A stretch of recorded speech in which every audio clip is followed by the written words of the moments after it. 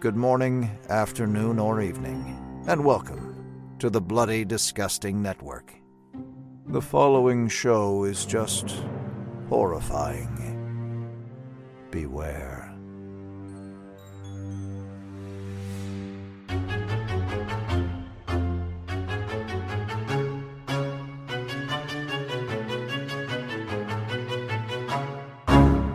Sheriff, you're not cheating on your wife if you eat my lemon square.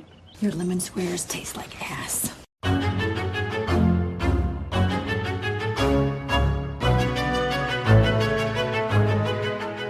And welcome back to Horror Queers. We're talking eroticized stripper nurses. We're talking shiitake mushrooms. And we're talking this job is more than sticking thermometers in butts and looking pretty. And I'm Joe. And I'm Trace, and we're talking, we found vecuronium in Larry's system. Do you know what that is? It's a paralytic drug. Why would Larry inject himself with a paralytic drug? He wouldn't. It paralyzes you. Oh my god. The funny thing is hearing it is ridiculous, but watching it play out on screen, I was just like, this is so stupid. What are we doing? Everyone, we are talking Nurse 3D this week, and, you're welcome or we're sorry. It depends on what you're gonna fall into with this. Or both, yes. We have delivered the zany madness on just the second week of our Summer of Camp series. Oh boy, and yes, y'all, probably a good example of modern camp, but again, we're gonna quibble with the definition of camp and what qualifies as that in a bit, because I don't know what this movie is trying to do. Well, I think I know what it's trying to do overall. Right. But scene by scene, it seems to not be hitting the mark all the time, for better and for worse. Like, I think this is a movie that is trying to be silly and bad, which it does accomplish. Unfortunately, sometimes it's just bad, but that adds to my enjoyment of the film, but it won't for others. Right, and as many people will probably expect, I'm slightly less enthused by this movie, but I will agree with you that there are times when this movie is giving me absolutely everything that I could want for in a ridiculous campy fest. Right. And yet there are other times where I'm like, oh no, now it's just being a kind of shitty erotic thriller and or like a Showgirls homage, but not in the right ways. So I ran kind of hot on cold on this one, to the point where I think I literally texted you and said, I don't even know how to rate this movie. You know what? I don't even blame you for that. This is a 4-star film for me, but in the sense that, like, I am aware of the quality of some of the things in this movie. I do think this movie had, studio tampering of sorts. It was shelved for 2 years after it finished filming. Yeah, which some people are going to use in their arsenal against this movie and say, oh, well, that's proof that they knew they had a bad film on their hands, or they knew that they couldn't do anything with it, they couldn't market it, and so on. It's not always true. Like, there have been plenty of movies who get lost in studio shuffling. Sometimes they just decide that they want to tinker with it if the studio gets sold even. So those things are not necessarily on display here, but yeah, it's also coming out at a bit of a weird time where I think there were decisions that had to be made about, do we try to pursue theatrical or do we just go VOD or like home video rental market and so on? Because this movie is very much, hey, let's get horny, dumb boys at Blockbuster to rent this movie. Very much so, but again, it's something where, we talked about, what's something, like Piranha 3D, way back in March, where it's like, well, this is marketed towards, like, horny teenage boys, which I think this falls in that camp as well, like you just said. Absolutely, yeah. But at the same time, there's a huge draw from your gay audience, too, for something like this, and I think that's something that studios tend to forget about, or at least in 2014 when this was coming out. Yeah, which is bizarre, right? Because this movie is explicitly queer, right? Like, the central conflict is between two women, to the point that Valerie Complex wrote about this movie in a listicle for Slash Film, talking about this is the example of the lesbian psycho trope that needs to go away and die. And I'm partially like, I don't even agree with that perspective, because I don't think that this is a lesbian who is a villain because of her sexuality, which Right. is what would typically make it problematic. I just think this happens to be a queer psycho. It is. I mean, because we'll talk about Abby's backstory when we get to the plot portion of the film. But yeah, there's nothing about her sexuality. I mean, sexuality did lead her on this path, but it was her philandering father's cheating that led her on this path. Now, I guess if you want to read like, oh, that made her gay, quote unquote, because she immediately like hated men, like, sure. Okay. Exactly. But I think we can agree on one thing, Joe, and that is without Paz de la Huerta's quote-unquote performance in this movie, I don't think we'd be talking about this as much. I think we would just be talking about it as a bit of a piece of shit. Yes, I 100% agree. And that is not to say that De La Huerta's performance is not a piece of shit, because I do think it is a bad performance. Yes. But it makes the film better. I think you even messaged me. You were like, it's like Elizabeth Berkley and Showgirls levels of bad. Like, it's that. 100%. Yeah, like, without her, this is just a bad movie, you know, poorly executed with a very convoluted storyline. But something about this actress who feels as though she is in a completely different movie. To me, that is where a lot of the camp elements are coming out of. It's like every time she's on screen, the movie is magic. Whenever she's not on screen, the movie becomes a bit of a turd. We'll discuss. Indeed. That's why we're here for an episode. I mean, look, so I got the Blu-ray for this just so I could listen to the commentary, because I've seen this movie a handful of times. It's definitely a movie that, like, you know, late at night, you got friends over, like, let's drink and watch this shitty movie. I have double featured it with Zombievers many times. There you go. Because I put them in the same ballpark, but Zombievers is, I would say, more successful at being intentionally bad than this is. 100%. Zombievers is a legitimately enjoyable movie. And maybe I would come around on Nurse 3D if I had seen it more than the 2 times that I watched it for today's podcast. But I don't get the same kind of, like, this movie doesn't feed me in the same way as how delightfully bonkers Zombiever is. There's just a lot of points where I'm going, this movie is so what the fuck? What am I doing? What is this? What am I watching right now? We have, like, a new sub-character introduced every 10 minutes because the movie's like, oh, we better, in case you're bored, here's a new character. But I do feel like it's going to be a thing where as we go through this plot, I think we're going to... Because, again, watching it is one thing, but trying to explain what is happening in this movie...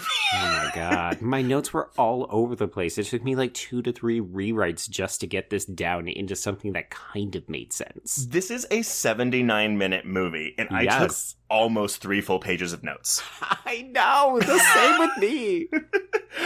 But, okay, so we're getting way ahead of ourselves because I'm just really excited to talk about this ridiculous movie. Absolutely. So, okay.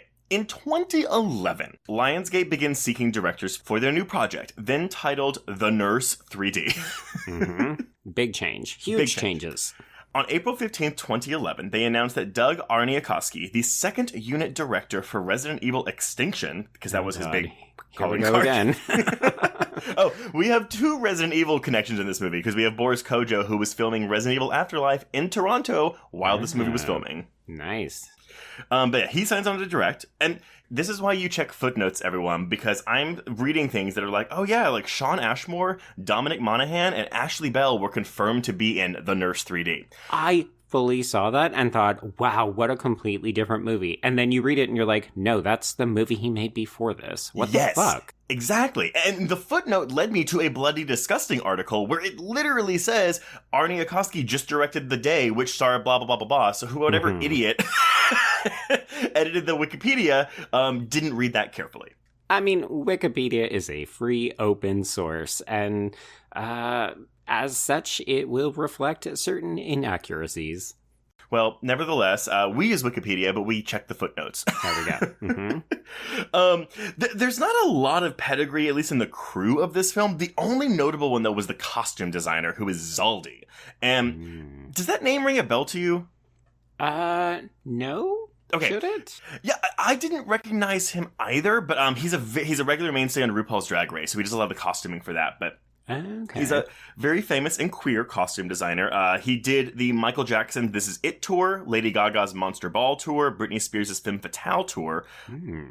He was the head designer for Gwen Stefani's fashion line Lamb, and he's received 5 Emmy nominations, winning in 2017, 18, and 19 for the costumes on RuPaul's Drag Race. Nice. Now, question, are you going to talk about how this film was inspired by the work of Lionsgate's chief marketing officer, Tim Palin? Okay, no, but what are you talking about?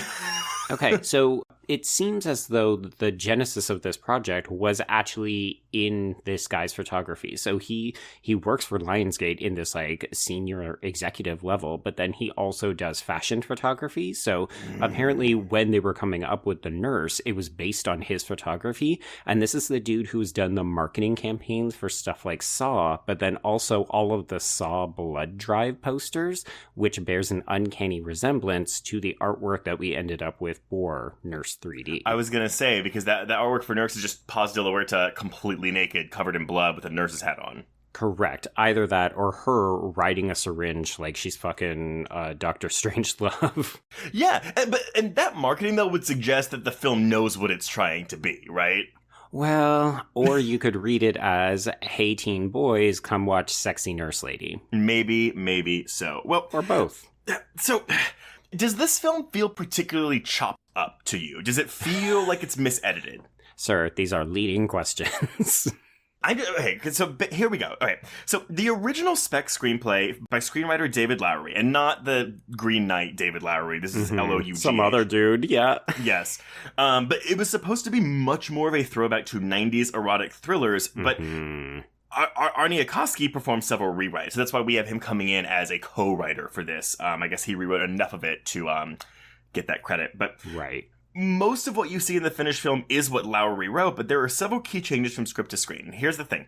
This was on the IMDb trivia. I couldn't really find any hardcore evidence for these, and it was not on the Blu-ray, because all we get in the Blu-ray is the commentary, which is kind of a snooze, and like an 8-minute featurette.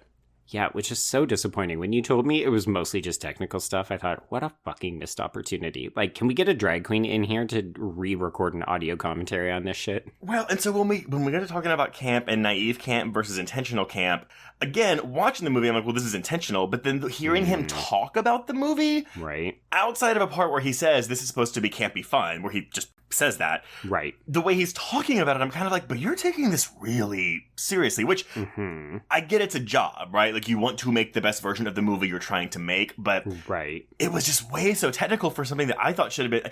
We needed a cast commentary for this movie.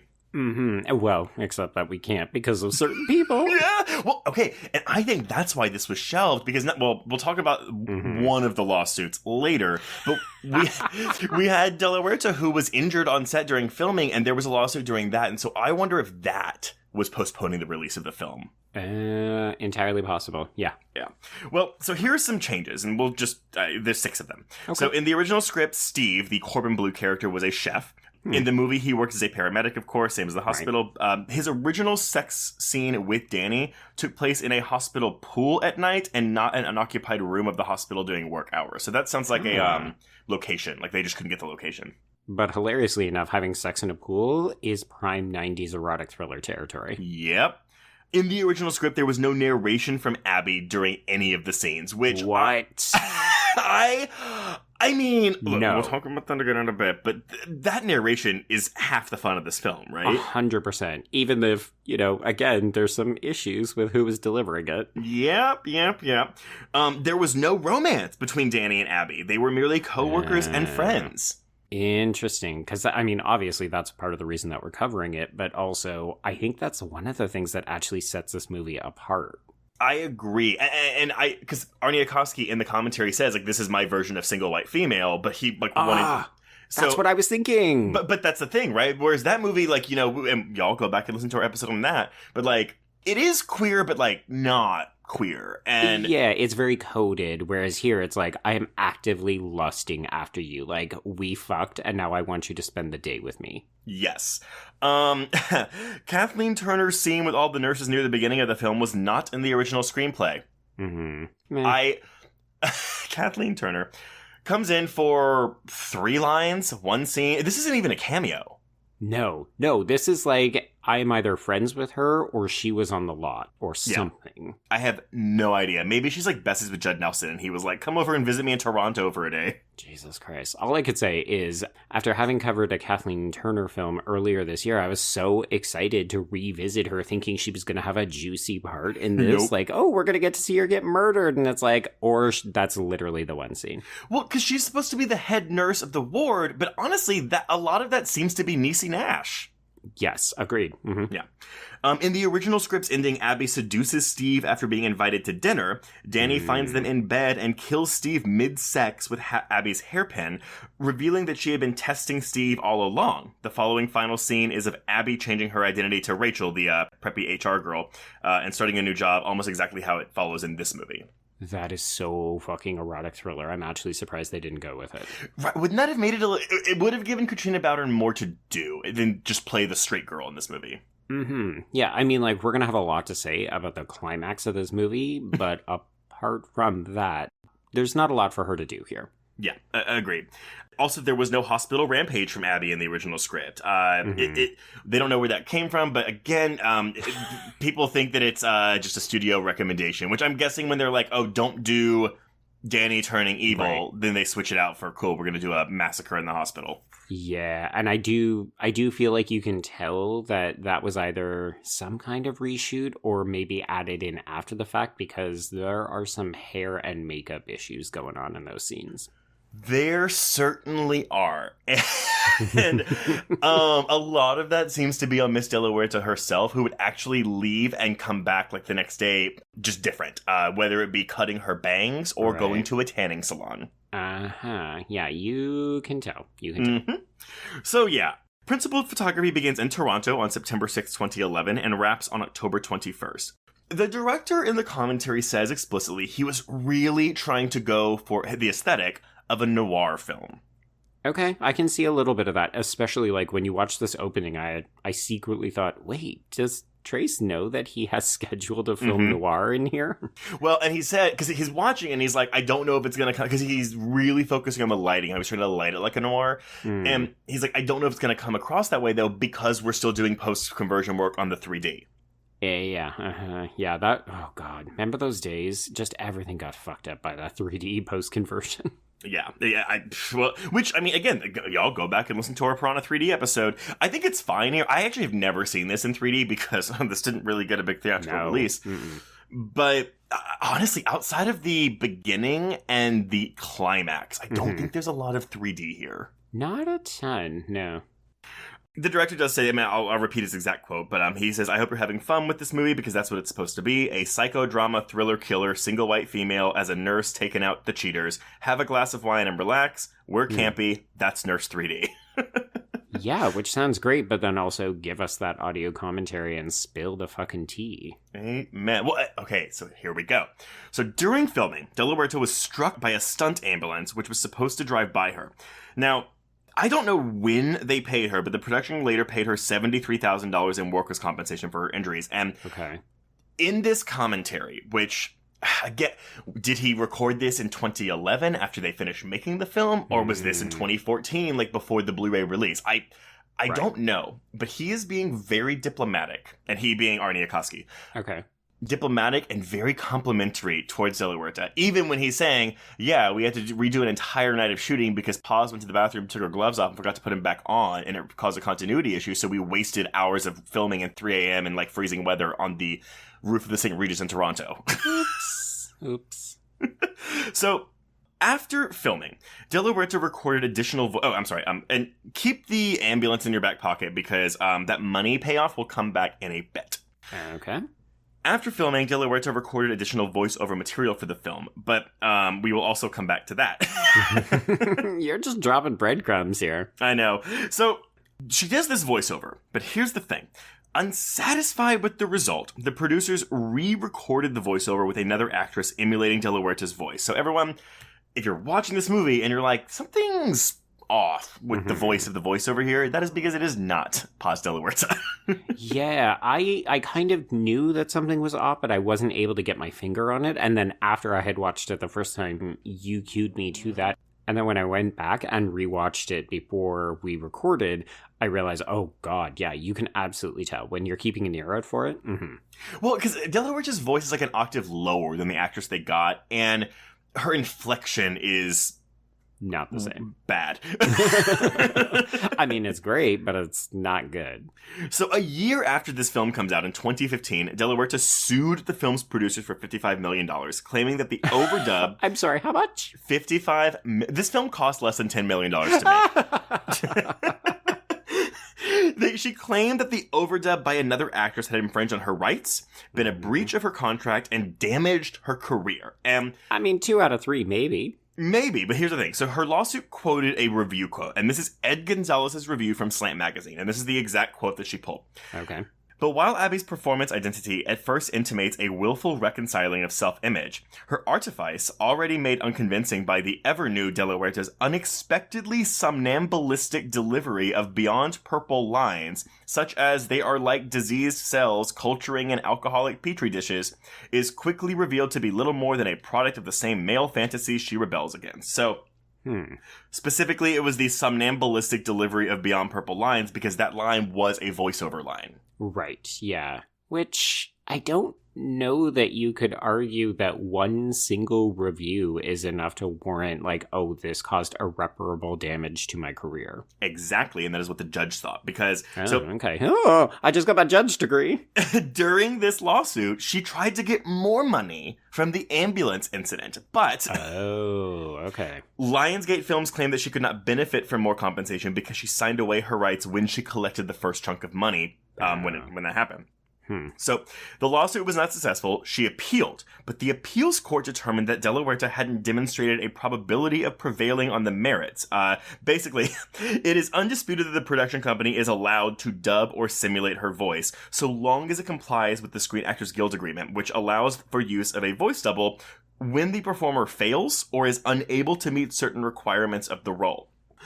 The parties disagreed whether this condition allowed for dubbing based on dissatisfaction with an actor's reading of lines. And De La Huerta said that it didn't apply because she was physically able to speak her own voice, but the judge rejected that.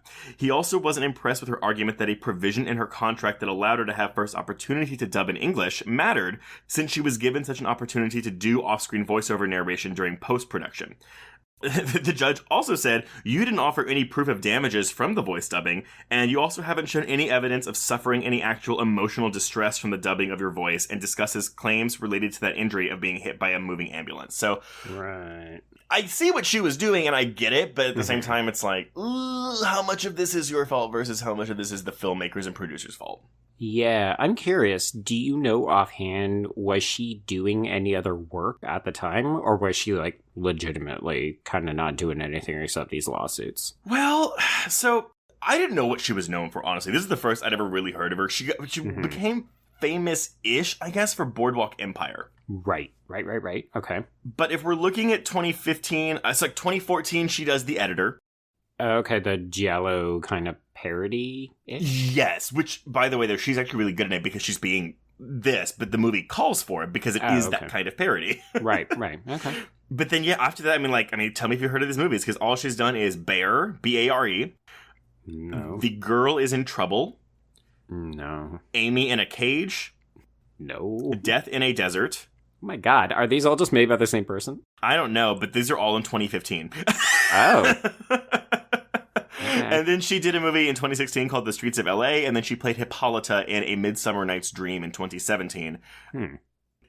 With Rachel Lee Cook, by the way. Oh, wow. And Fran Kranz. Anyway. But, yeah, she hasn't really done much since. So, I mean, I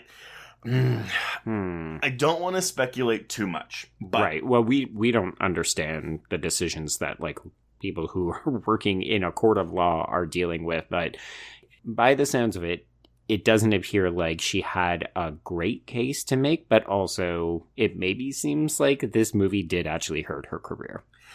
Well, yes, but I suspect she might not be the easiest person to work with. Okay.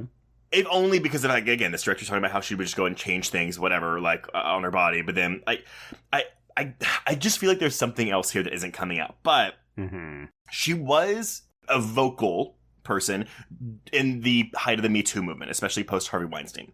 Okay. She said in an interview in Vanity Fair that Harvey Weinstein raped her on 2 occasions in 2010, so that would have been the year before this movie was filmed. Okay. Once after demanding to enter her apartment and have a drink, and once showing up after she had been subjected to repeated phone calls and had been drinking. She came forward to the police in 2017 within the New York State statute of limitations for her rape in the first degree, and the New York District Attorney's Office was considering bringing the charges against Weinstein, but then, 75 other women did. Right. In November of 2018, she filed a $60 million lawsuit in Los Angeles Superior Court accusing Weinstein of raping her in 2010 and then embarking on a campaign of harassment that she contends damaged her career. Okay. And we know for a fact that he was doing that with actresses that he felt either rebuffed him or were not acquiescing to his rapey demands. Yes. Now, unfortunately, though, and I'm not saying this is what's happening, but I think because you're seeing a timeline, issues with this ambulance in the early 2010s. When this movie comes out in 2014, then 2015 she's doing this movie ruined my career because of the dubbing, and then 3 years later she's doing Harvey Weinstein ruined my career. Now, obviously that is a very valid reason to say that, but I'm wondering if there are people in the business who were like, if we hire you, you are trouble. Murky. Yes, exactly. And not fair, but I have no idea, again, the truth of the matter. Mm-hmm. All we can say is that we know on this particular film, she was doing a little bit of weird stuff, but maybe also this movie was doing some weird shit as well. Exactly. And also, she's probably also still undergoing the trauma from the rapes she had experienced the year before. Right. Yeah. So, when this film comes out, Lionsgate quietly releases this in 10 theaters and on video-on-demand platforms on Friday, February 7th, 2014, 2.5 years after production had wrapped. This represented the first time a movie produced by a major studio had been premiered day and date. Of course, that's, going to theaters and on demand the same day. Lionsgate and other studios had done that for films they had acquired at festivals, but this was the first time a production, like a distributor that also produced the film had done this. And so why this was done, no one knows, because when this announcement was made, Lionsgate refused to comment. Oh. Mm-hmm. Wow, there is a lot of murky shit going on here. Exactly. So the theatrical release was handled by Film Arcade, an independent distributor with whom Lionsgate had previously partnered with to release other movies. So they were literally like, we don't even want to deal with distributing some of the theaters. You can go do this. And then they got it in 10 theaters. Right. Okay. Reception-wise, it's kind of mixed, which makes sense. We're looking at a 61% on Rotten Tomatoes based on 23 reviews with an average rating of 5.72 out of 10. It's got a 29 out of 100 on Metacritic and a 4.2 out of 10 on Letterboxd. But most of the film's criticism centered upon the script. Right. People thought it didn't have the wit that a film like this needs to give it the campy coolness it's going for. Mm-hmm. Peter Subsinski of RogerEbert.com gave it 2.5 stars, said it's ridiculously lurid trash from start to finish. Anyone trying to argue otherwise is as crazy as its central character. However, while its aim may be low throughout, it at least comes close to consistently hitting its targets. But then Village Voice is over here like it never truly embraces its B-movie trashiness. So yeah, it is a your mileage may vary situation. Right. It's funny. I end up sort of firmly in between those two, where I think it is a bit of the former, but then also I kind of agree with the latter. Well, okay, so because we're doing this again as our camp thing. So we did a series on camp back in our first year in 2019. We haven't really done like a series with this yet until now. Let's do a mini refresher on what camp is, because honestly, it's something that I still don't have a for sure definition on, Joe. Right, yeah, because it's not a simple thing to nail down, and honestly, if you got a lineup of people and said, hey, tell me your definition of camp and the best film you can imagine, you're going to get a bunch of different answers. Exactly. And so, one thing to note, first of all, is camp is a sensibility instead of an idea. It is a love of artifice and exaggeration. It is an aesthetic and an aesthetic style and sensibility that regards something as appealing because of its bad taste and ironic value. But right. Then we're getting into, again, we're saying aesthetic. Okay, that's a visual aesthetic. But then how far do we go into the content or the writing? Like, when is writing camp versus what we are seeing on screen, right? Mm-hmm. Mm-hmm. Camp aesthetics disrupt many of modernism's notions of what art is and what can be classified as high art by inventing aesthetic attributes such as beauty, value, and taste through an invitation of a different kind of apprehension and consumption. So, where high art necessarily incorporates beauty and value, camp necessarily needs to be lively, audacious, and dynamic. Camp aesthetics delight in a lack of respect and also a sort of rudeness. So that, to me, is where the content comes into play a bit here. Right, yeah. It opposes satisfaction and seeks to challenge. Of course, we all know about Susan Sontag's, notes on camp from 1964, but one takeaway from her is that its key elements are artifice, frivolity, naive middle-class pretentiousness, and shocking excess. Right, okay. I did seek out a video because there's not really a ton of videos on this because I think camp is having a resurgence of late. And you can trace this kind of back to like, I don't know, The Room becoming a midnight hit. I mean, we of course have Rocky Horror, but like in terms of like modern audiences, but I found this video interview called It's Good Because It's Awful. It's a 2019 video essay on camp films by Marissa Truskowski. And she kind of goes into about how Hollywood has been leaning further and further into realism, trying to capture the world as it is. And because this is from 2019, so she's using a lot of like clips from Gravity for some reason. Interesting, because I feel like a lot of people are just going to immediately discount this and be like, talk about the superhero wave of films then. But the reality is like, camp is a bit more loaded into particular genres, and superhero films tend to be excluded from that. Well, but here's the thing, though. She actually does start going into superhero films and how they actually are starting to exhibit and dipping into aspects of camp with their playfulness and their non-serious leads, which harkens back to the Adam West Batman area, not to that extent, obviously, but away from the doom and gloom of, like, again, The Dark Knight, The Dark Knight Rises, things like that. Right, okay. Camp rejects each and every aspect of realism. So it is trying to be something that is just not what you would see in the world, if it's not real.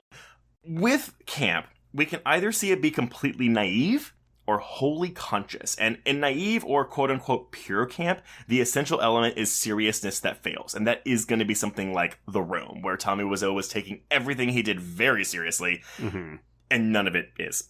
Right. But then you have wholly conscious camp, and that's where kind of we're going to dip into here with Nurse, because it's tricky, I think. So, wholly conscious camp could be something like Sharknado, which is something that's trying to be very silly and stupid, or even something like Strangers with Candy, the TV show that's a camp spoof of ABC's after-school specials. But some have even said that something like Mandy could fall into the camp category because it's all over the place and very heightened realism. And that's where, again, where it's like, well, where does the line stop with what we call camp? And I think part of the problem, too, is that if you're looking for lines, then you're into a danger zone, because camp doesn't operate that way. Not at all. And also because I feel like now, too, how many times have we seen, oh, it's campy, it's just camp, used as a defense for badness, or to say you can't critique this because it's trying to be campy, it's trying to be bad. So that goes back to what you said at the beginning of the episode, where you're like, I don't know how to rate this. Because how do you? Yeah, because objectively ratings are based on taste, and typically camp is associated with things like bad taste. So how do you reward something that is meant to be objectively bad when it's not good, but its not goodness renders it good? I don't know what you just said, but yes.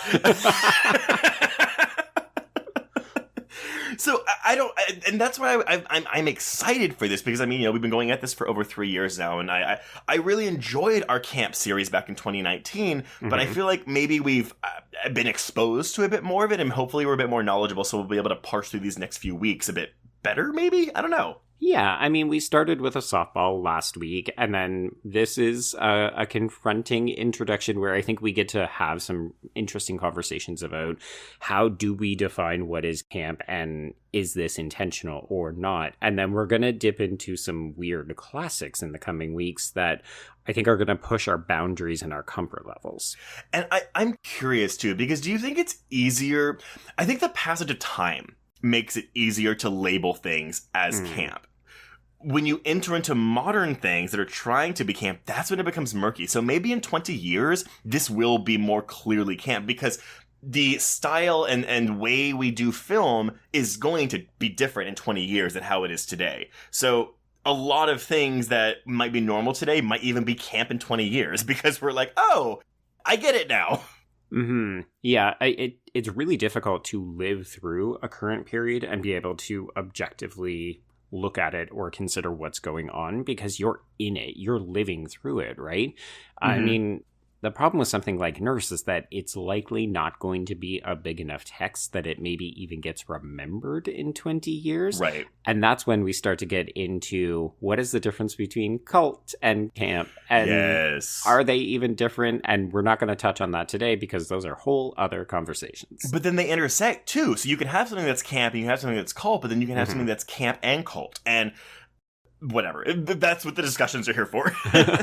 Yeah, in case people wanted the answer to that one, cult has more to do with the size of the audience it finds. Camp is more about the aesthetics. Right, but that's not the problem, but like a lot of cult films are camp. It's like a rectangle square situation, almost. Maybe?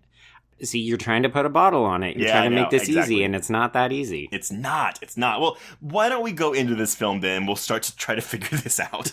Sounds good. So we begin with a bit of a scroll that I did not document, but it's basically about how there's a bunch of killers in the medical profession. Which, apparently, this is on the commentary too, the director said that they found a statistic. He couldn't pull it up for me because he didn't have it in his recording studio, but about 400 murderers in the past 15 years were in the healthcare profession. Right.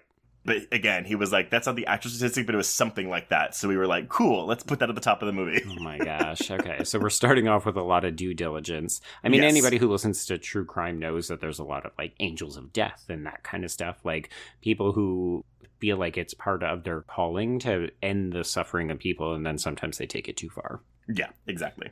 You could argue that our Mrs. Abbey is one of those people, although she seems to be targeting a specific sect of people. Yeah. Well, because also I think a lot of these murders, they're killing people, like you said, in the hospital probably. But I don't really know what Abby's plan is for this entire thing. Well, in a way, she almost divorces her profession from what she considers to be her calling, right? So the opening scene of this movie is the calling. We see her standing in front of a mirror. She's applying her makeup, and she talks about how she's preparing for the hunt. So, Trace, let me read you this voiceover. I'm so excited. My name is Abigail Russell. I look like a slut, but don't be fooled. No, I'm not going to do the whole thing this way. Don't do that. This is merely a disguise to lure the dangerous predators who walk among us. This is their jungle, their breeding ground, and tonight I am on the hunt. These are the cheaters, the married, lying scum. They are like diseased cells cultured in alcoholic petri dishes that destroy unsuspecting families and infect millions of innocent vaginas. Oh, that is the one, right? No, the one for me is, there is no cure for the married cock. Only me. The nurse. So, my husband and I, whenever... we don't even call her Abby. We're just like, look at me, nurse. She is just nurse. And not the nurse, not a nurse. She is just nurse. I'm just nurse, yep. And again, we are seeing Paz de la Huerta doing all this. And I think the first shot of her is her backside. And of course, she's wearing this like see-through black dress with no underwear on. So you see her full ass crack. But we are not getting her voice for the beginning of this movie. Nope. Yeah, and we should probably acknowledge off the top. So we are going to talk a little bit about the sort of changing look of De La Huerta. Mm-hmm. I found her sort of cosmetic surgery and or makeup job and or tanning and haircutting a little distracting at different times. It seems to change from scene to scene and shot to shot. And I don't want to go into like, oh, she is a woman who has gotten work done. Like you and I have very publicly talked about how we don't like it when people talk about Courtney Cox that way. People can go back and listen to our Scream episodes. I don't want to do that thing here, but I do want to acknowledge because it is changing, it was noticeable and it did distract me a little. Yes, and that's exactly the thing, right? We're not going to be critiquing her looks, but just say that it does cause continuity issues within the film. And the tanning thing is because, so I think this opening scene is that, because her face looks a bit puffier, but the thing is, after she tanned, they had to go in and make up to like make her look lighter, but like she looks darker by accident. Yeah, like she actually looks dark-skinned in some of these shots. And you could say, oh, well, in the hospital there's fluorescent lighting, so she looks whiter or something, but it's just, yeah, it's a little unusual. But again, to me, and this is obviously unintentional badness, that adds to the camp factor for me.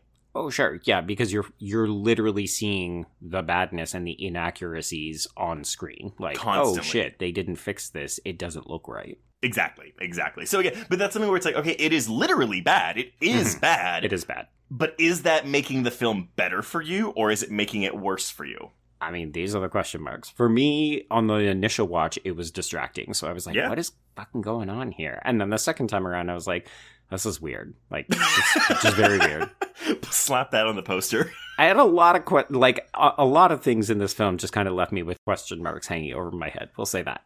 Shh. We don't ask questions. It's better if you do not ask questions of this movie. Just submit yourself to nurse. Basically, the nurse. Okay, so we see her moving through this club, and she ends up luring this married man, Fred, up to the roof. She cuts his femoral artery, and then she pitches him over the ledge. I do like that she says, I always give them one more try. And I'm like, bitch, you're standing and making a come hither gesture. That's not one more try. And then she proposes she's giving him two different options. He can either go down the stairs and bleed out in 90 seconds, or he can take the fast way. It's like, well, those aren't options. You're killing him either way. Well, but it is an option. It's just how he wants to die. But okay, she is giving him a chance because she is doing the come hither, but he has the choice to follow her or not. she's just leading him on. I guess. This death scene again to me can't, because not only when she pushes him do we get a Wilhelm scream. We get this like weird slow motion freeze frame, and then this horrendous looking CGI 3D impalement on as he hits the fence at the bottom. Yeah, and a lot of the blood here, the CGI blood, this is after, right? Like, we're not really seeing much, if any, blood done from practical effects, right? I think anytime there's blood on a person, like, yes, but anytime there is blood spraying, it is especially bad CGI. Yeah. I think the absolute worst effect in this movie is the scissors through the neck. Oh, God, yeah, it's terrible. It is the worst. But again, I'm like, well, like, is it camp? See, you're like, no, Joe, don't ask any questions. And then you, throughout this movie, well, is it camp? Every time we get something that could be camp, we're just going to ask that question. Then y'all can make a report card for us, and then we'll grade it at the end. And the answer is nurse. Nurse. So I am going to introduce the one and only reading that I could find on this film. It is by Tatiana Prorokova. And it's a article called Eroticizing the Nurse by/Homo, Sexuality, and Monstrosity in Nurse 3D. And it's in a book called The Nurse and Popular Media, Critical Essays. And Prorokova doesn't do a ton of deep readings in this. It's basically about like the depiction of the nurse as a sexualized object, and I'll bring in a little bit about her queerness because that is kind of the tail end of the article. But for this piece, I did think it was interesting right off the top. She says, in principle, she, as in Abby, views cheating as a form of illness that she, as a nurse, simply ought to cure.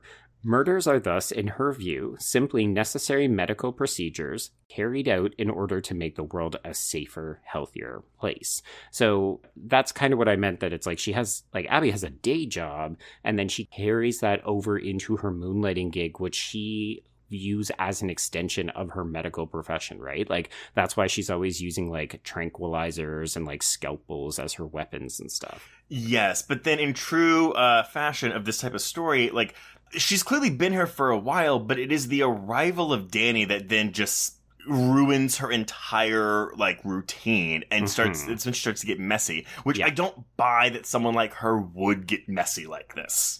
Yeah, it's always confusing to me when people who are like psychotics manage to hold it together until something arises, and then all of a sudden they are committing a kind of like like a mass murder spree on a hospital floor.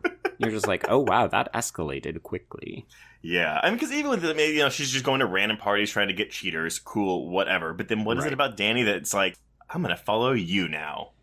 Yeah, and unfortunately the movie doesn't do a great job of telling us what it is about Danny that Abby finds so exciting. So we have these pulp novel credits, which to me, honestly, was the best part of the movie. I thought that these were legitimately great. I thought that they were inspired and fun. The music's really fun in this too. I mean, not just the whole movie. I think the score is really good, but also all of the little needle drops, which I don't know any of the songs, but they were really, really fun. And I have to believe this composer's gay. Oh, interesting. Okay. There's a lot of old-timey vibes in the music cues. Like, particularly I'm thinking of when she lures Judd Nelson down to the morgue and so on. Like, we get a kind of, like, old-timey record scratch.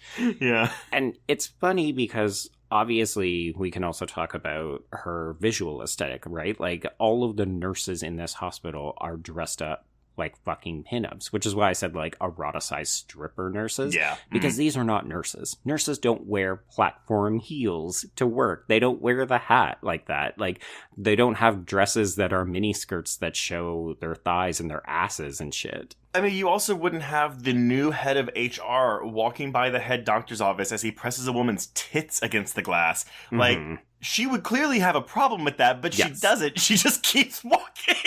Yeah, like, this is Bizarro Land, the hospital. We have no idea what is going on here. And as you said, one of the elements of camp is we're getting as far the fuck away from realism as we can. Yes. I mean, everyone, if you work in the medical profession... Oh my god, do not watch this movie. You will be so mad.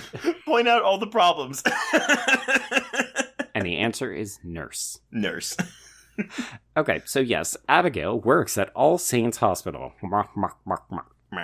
And she is the mentor of Danny Rogers, which also makes no sense to me. When did this happen? How did this happen? Why do Danny's parents not seem to know who the fuck she is? How come she's never met Steve before? That's the thing. It's like they met this week. Right. And they've recently become friends, but then theoretically, Danny's been working at this hospital through a residency, maybe? I mean, maybe not. She also apparently freezes in panic at the first sight of a gurney coming off of an ambulance, like she's never seen a sick person before. Right. I guess nurses probably don't do a residency. I'm thinking of like actual like surgeons, but like... Oh, but they would actually have training. Like, she would have had to complete a bunch of... I mean, think back to Raw. It's a veterinary school, but obviously they've got lots of hands-on experience. Maybe it's... I can't explain that at all. No, it's just stupid dumb badness. It's very dumb. We get this kind of like slow-mo introduction to Katrina Bowden as Danny. You know, she's walking around. We also see Abby talking about how much she loves her fucking job as she fucks some dead guy pumped full of hypodermic needles. Wait, no, it is this voiceover again, but it's like this, I love my fucking job.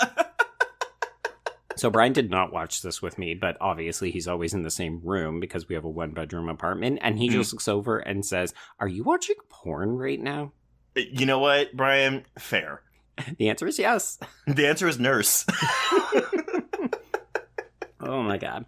Okay, so this is the graduation ceremony that we were talking about earlier. Dr. Morris, that's the Judd Nelson character, with a horrendous mustache, introduces Betty Watson, Kathleen Turner. Don't get excited, she's already gone. Yeah.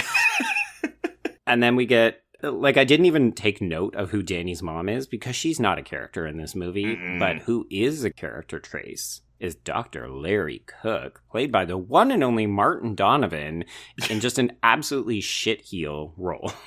It's okay. When we get to the therapy stuff too, I have a lot of questions. But like, he always plays this same type of character. But I mean, if you're good at it, I guess be typecast as the despicable loser, but also like middle class successful white dude. Exactly. And I'm not saying that Martin Donovan is like an actor of like high caliber, you know, of high esteem or whatever. But when he showed up in this, I felt bad for him because he is better than this. The whole cast, though, right? Like, okay, I guess Judd Nelson hasn't really done anything in a while, but like Corbin Bleu coming off of High School Musical, like doing this shit. Oh, dude, no, I checked out his credentials and he's been in a ton of shitty horror movies. Ooh, but wait, has it been since like after 2011? Because this would have been right after High School Musical 3, I think. Wait, no. This was not right after High School Musical 3. No, I think it was before this. Like, he had a string of 3 or 4 just kind of abysmal looking horror films. Well, apparently he really relished the opportunity to get naked in a movie and like just get as far away from his Disney image as he could, which we've seen from Disney people before, but apparently just didn't click for him. Yeah, because he also has not done a ton after this either. He did Dancing with the Stars, and I think that's his big thing. Yeah, I do remember that. Oh, man, poor guy. Yeah. I will say that Abby is also not a fan of his, so we learned that he apparently couldn't go to doctor school, so he became an EMT. And I was like, fuck you, Abby. EMTs are important. Like, it's just like, it's not like a failure for someone to not become a doctor to then become an EMT. Like, that's not how the process goes. No, but she's only doing it because she hates Steve. This is true. Yeah, because he is her romantic competitor. Yeah, exactly. We just don't really know it yet. I mean, kind of, maybe. Because, yeah, it doesn't really make a lot of sense. Yeah, whatever. Okay, so we do see Steve and Danny hooking up, as we mentioned, in the supply room. We do get to see Corbin Blue's butt. This is the only male nudity we will see in this movie. Yep. They do stop mid-coitus because he mentions the idea of moving in, and she is so turned off by it that she stops the sex. I was like, girl. But then we have Niecy Nash coming in. Whom I love, and I joked with you that I would actually very quickly jump aboard a Regina, that's the Niecy Nash character, and a, what's her name, Rachel from HR. I would have watched a buddy comedy with those two in a fucking heartbeat. Well, and you know what's funny? Because the woman from HR, I was like, she looks so fucking familiar. What do I know her from? Mm-hmm. She is the coke-addicted, like, new wife, or no, the sister in Ready or Not. Yeah. Canadian. God, and she was a scene stealer in that movie. Mm-hmm. Yeah, and she is great in this movie to the point that I wish that there were more scenes. I wish that there was more scenes from a lot of people, but also then it would be taking away from De La Huerta, and I want more De La Huerta. Well, but see, though, because I know a big problem with you is the second half of the film, because we really switch perspectives from Abby to Danny. Yeah. If Danny was a psycho killer, that actually would have, now that I know that, I'm like, oh, that would have made that a lot more fun. Mm-hmm. But if we had done something with these characters, it would take more time away from Danny, at least. This is true. Not to say Katrina Bowden is bad, she's a bit of a bland heroine, but also just this character. There's nothing to her. But she's also there's probably, well, I guess Corbin Bleu's playing it pretty good, but her and Corbin Bleu are playing everything very straight. They are not camp. They are not going over the top. And so it's this really weird juxtaposition of aesthetic and then De Huerta's performance with these two. Yeah.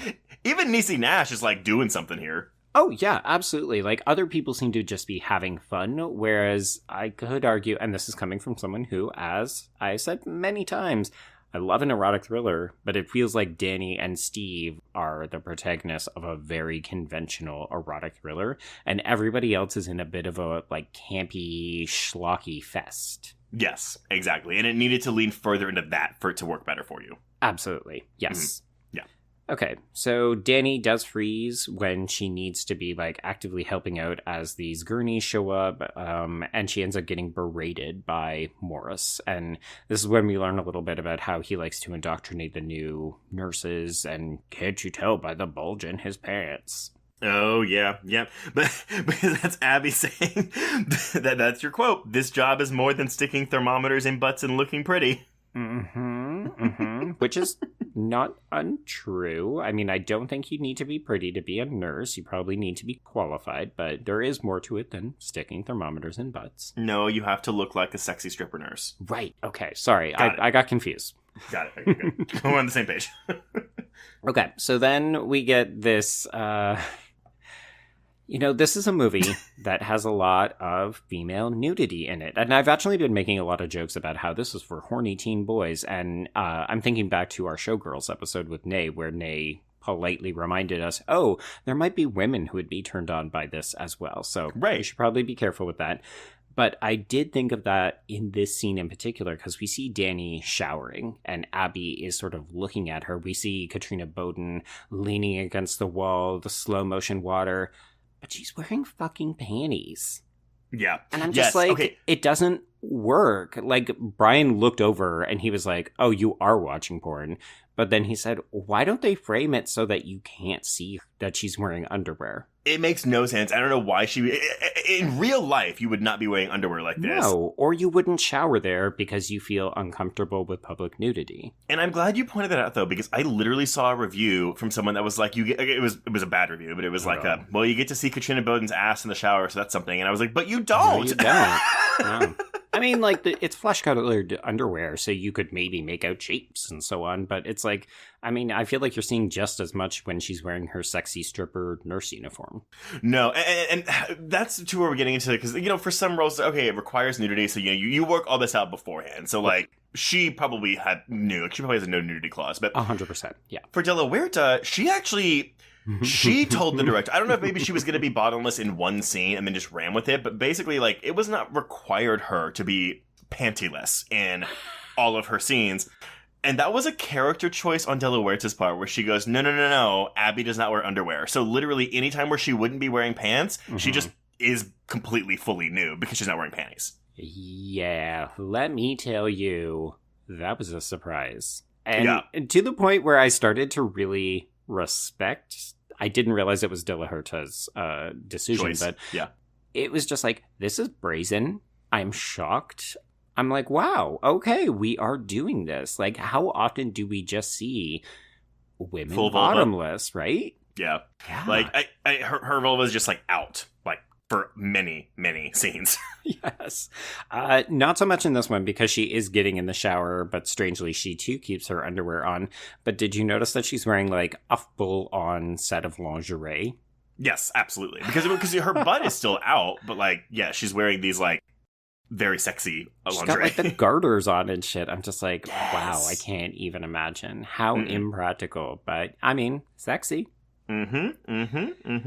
Okay, so she sees that Danny is upset by the fact that she froze on the job, that she's being sexually harassed by Dr. Morris, so she suggests that they go for drinks. On the way there, Danny sees that her stepfather, Dr. Larry, is cheating on her mother, so she confronts him. That'll come back later. Yeah. And then they go to the club.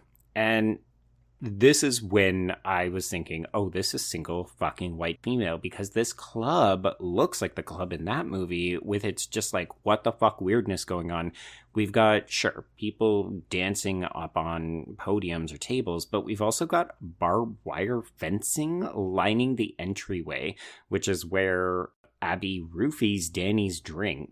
And then starts making out with her, taking salacious photos, and then this is intercut with a sexual assault scene, which is then, it's never addressed as such. It's very much just, ooh, I've got naughty blackmail photos of you. So what are your thoughts on that, Joe? So I don't like this. Okay. Shocking no one.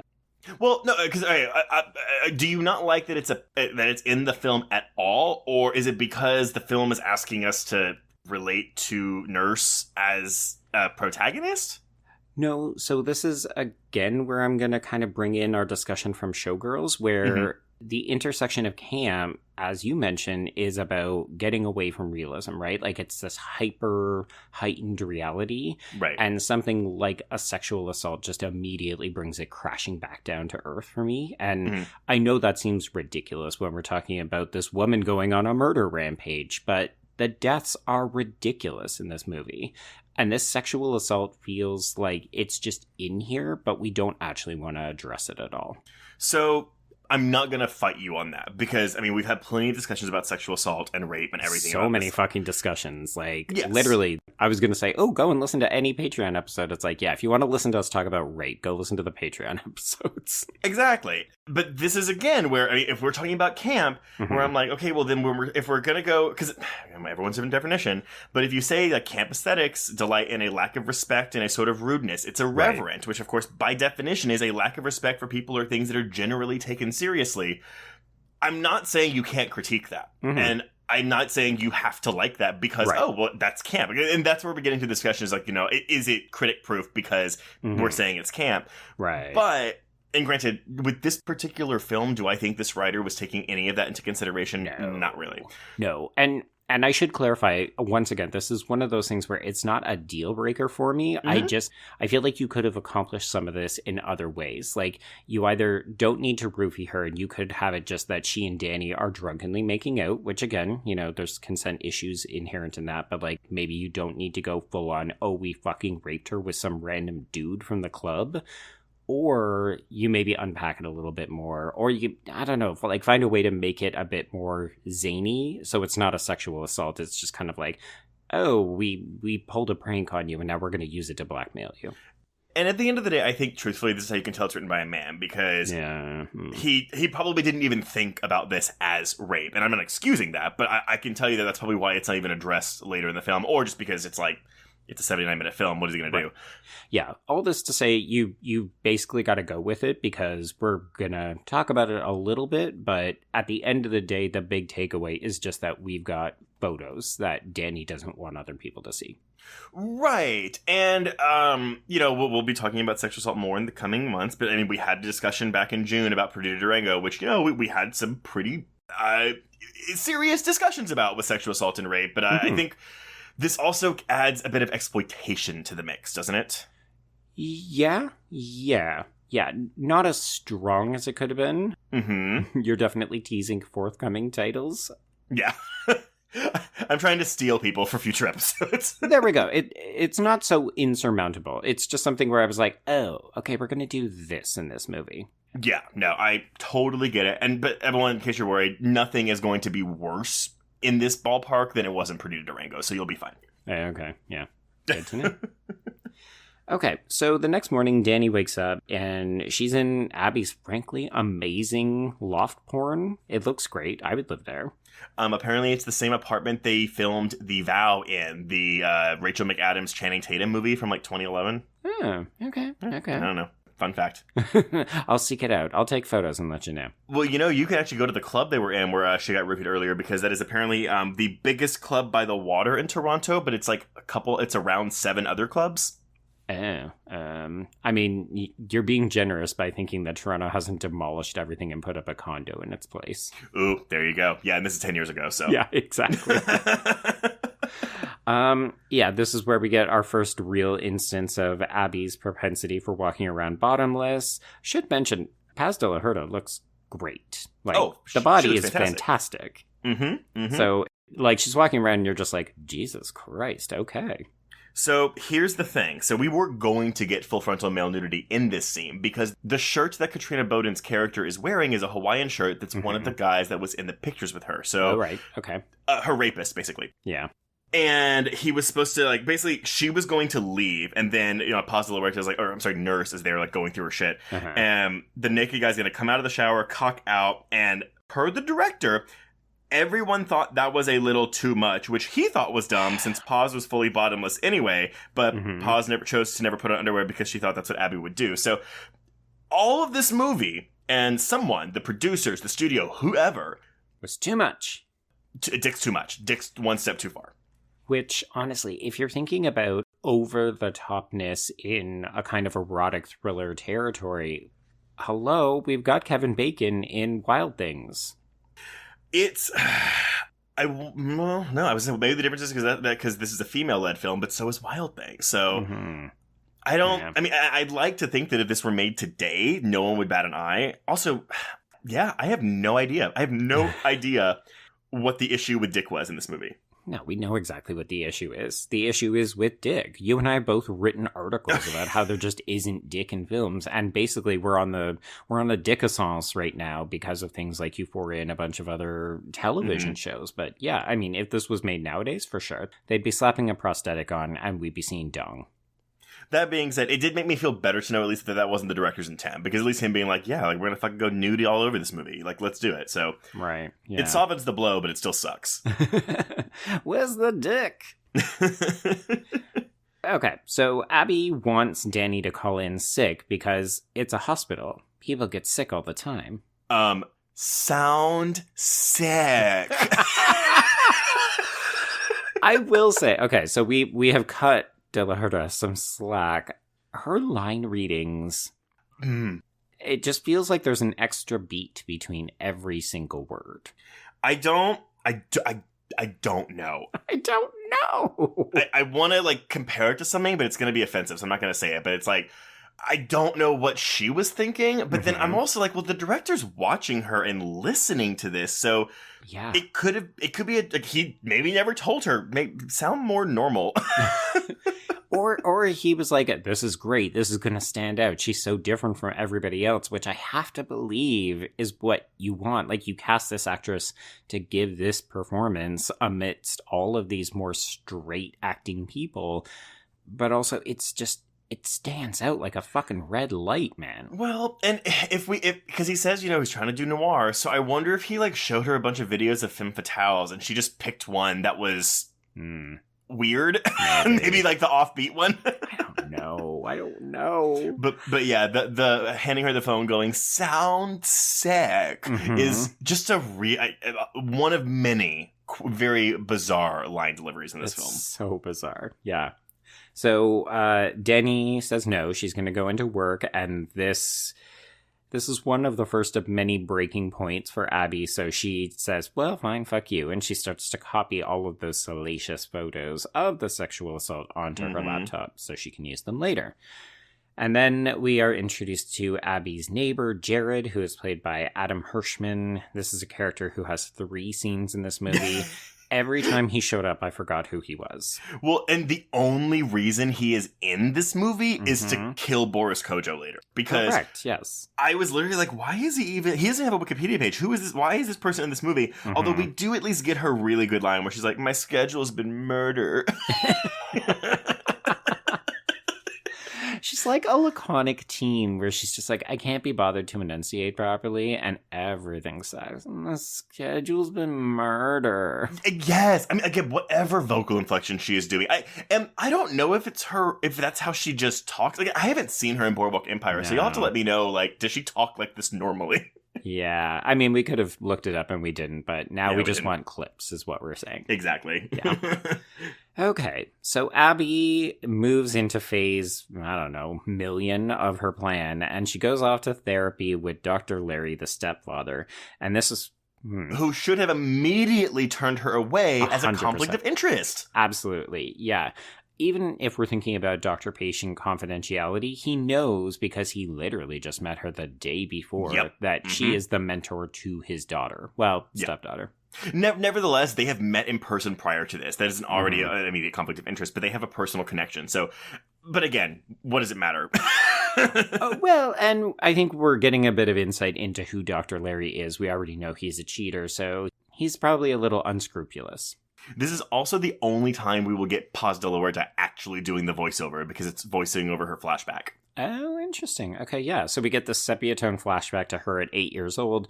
We see her mother encouraging her to go in and say hello to her father, and she opens the door. We see the dad doing something, but we don't know what. We don't know what, yeah. Yeah. Ooh, what could it be? If you can't guess, you've never seen a movie. Yeah, exactly. All right, so we're back to the present day, and we've got Abby confessing that she thinks that Dr. Larry can help her lick her addiction, and then she basically sticks her ass in his face so that, he'll want to fuck her later. Who wouldn't?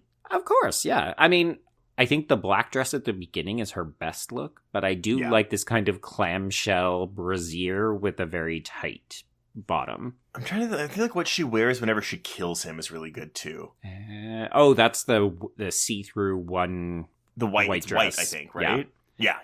Yeah. I mean, again, she looks fucking great. The costumes are good. Zaldi, your costumes are good. Let's go. Okay, so then we go back to the hospital. Dani gets some flowers from Steve as makeup about him horribly asking her to move in. What a fucking asshole he is. God, I know. She basically gets assaulted not once but twice by Dr. Morris, who's slapping her ass. The dick graze is just egregious. It's in front of the nurse's station, in front of other people. He says, bumpy start, Rogers, but I've got a feeling you'll fit in perfectly. But it's not even a graze. He literally presses his cock into her ass crack. I do wish that Judd Nelson had taken this bigger, because obviously bumpy start and you'll fit in. He's talking about his fucking dick. It's accentuate those words so that we can get the wordplay. Yes. But, okay, I really want to do the next line reading if you are not already going to do it. What do I... Oh, yes, okay, I will let you. So let me set the scene for you. So we're back in the change room. Abby sees that Dani has these flowers from Steve, and she gets really pissed off. So she sees that Dani is taking yet another shower. And Trace, what does she say? It's a voiceover from not Paz de la Huerta. Right. As I watched Dani's sweet, round ass, the one I had eaten the night before, prior to finger fucking her to 6 orgasms.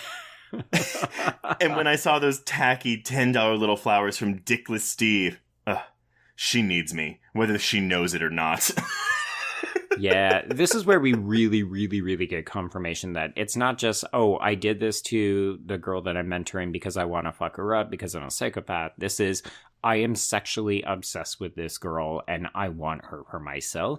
And I mean, there are subtler ways to do it, but I will say I cackled and what the fuck at the finger fucked her to 6 orgasms after eating that little round ass. Yeah, the one I eaten the night before. That's because you don't often hear eating ass. You don't see it, but you certainly don't hear people talking about it in movies. No. You know, it was, brazen. Brazen is the word I just kept coming back to. Like, wow, okay, this movie is doing it. Bad taste, man.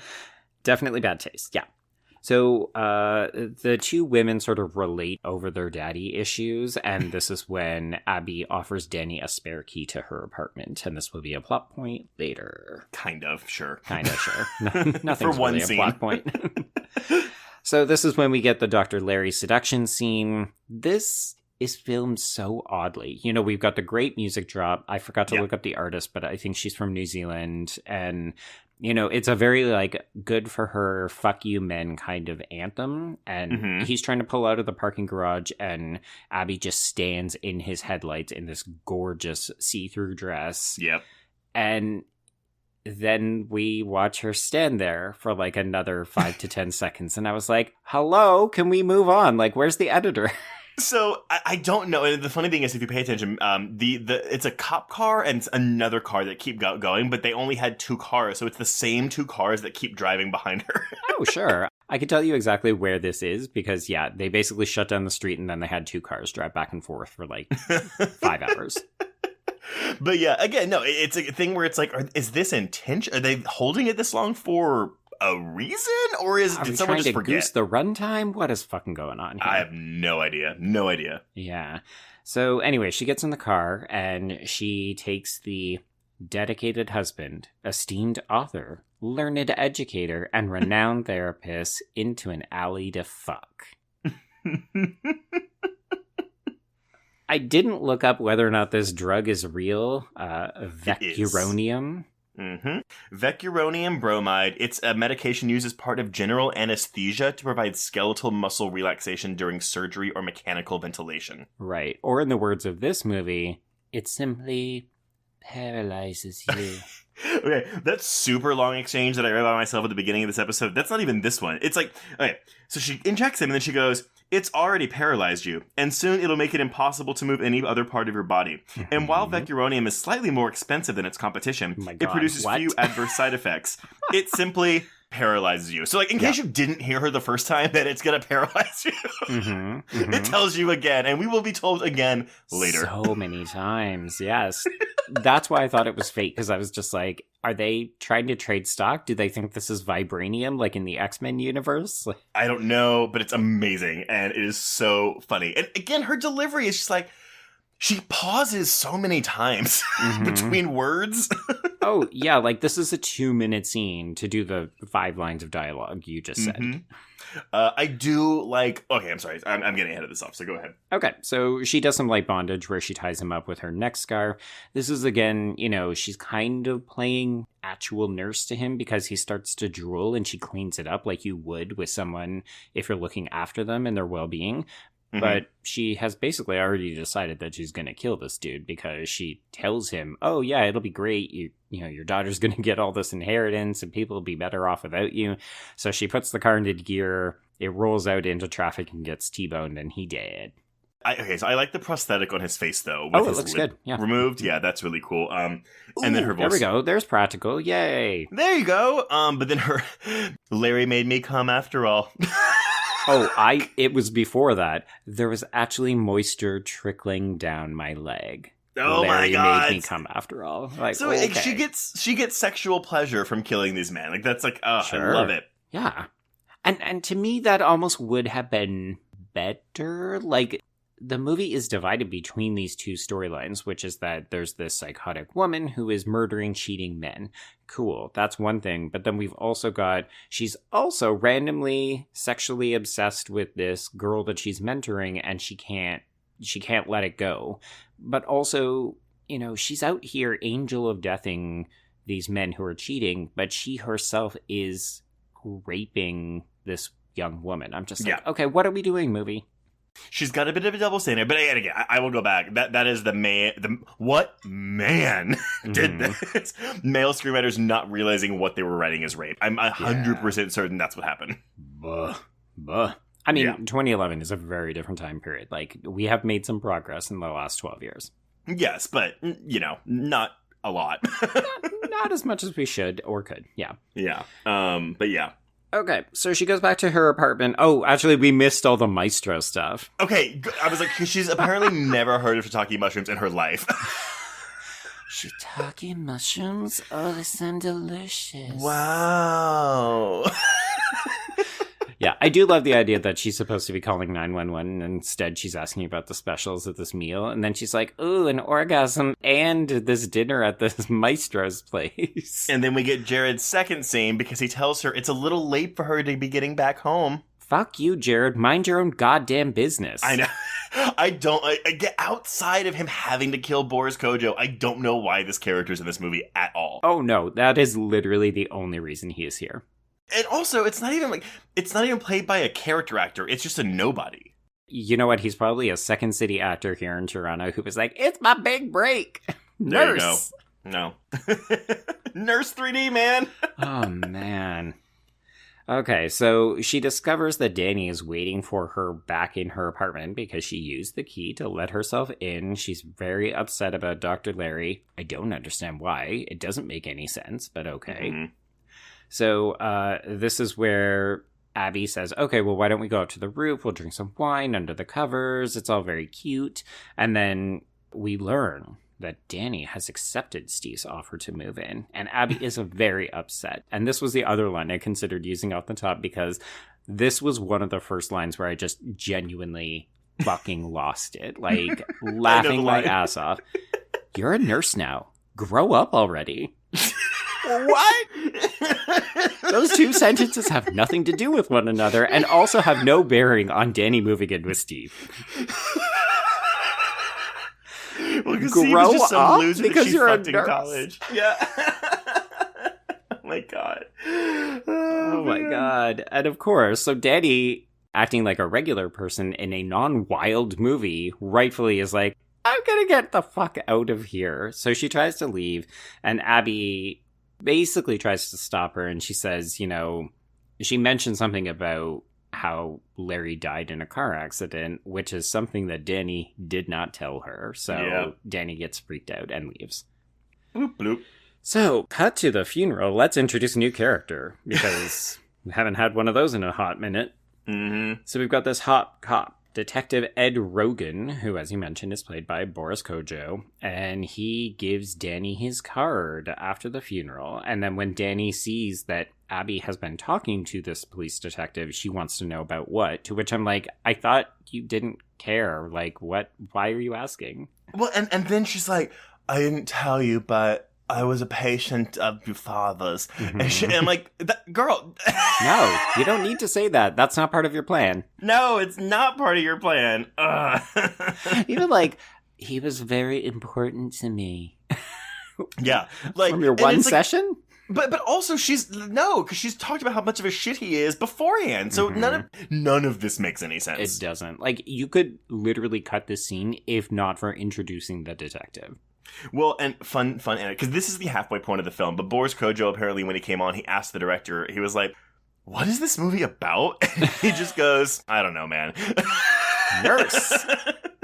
This movie's about nurse.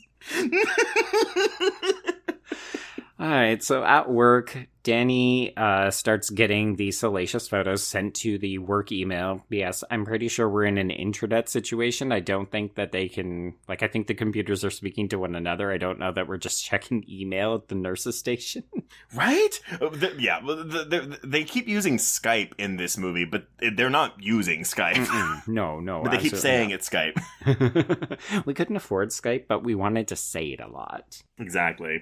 So she's trying to hide all of these pictures. I love that she's not even like, holy shit, I just got confirmation that I was fucking raped by Abby, and someone, like, she should know exactly who's sending her the pictures. And yet we never get a confrontation scene about this. She's just constantly trying to close the window. Yep.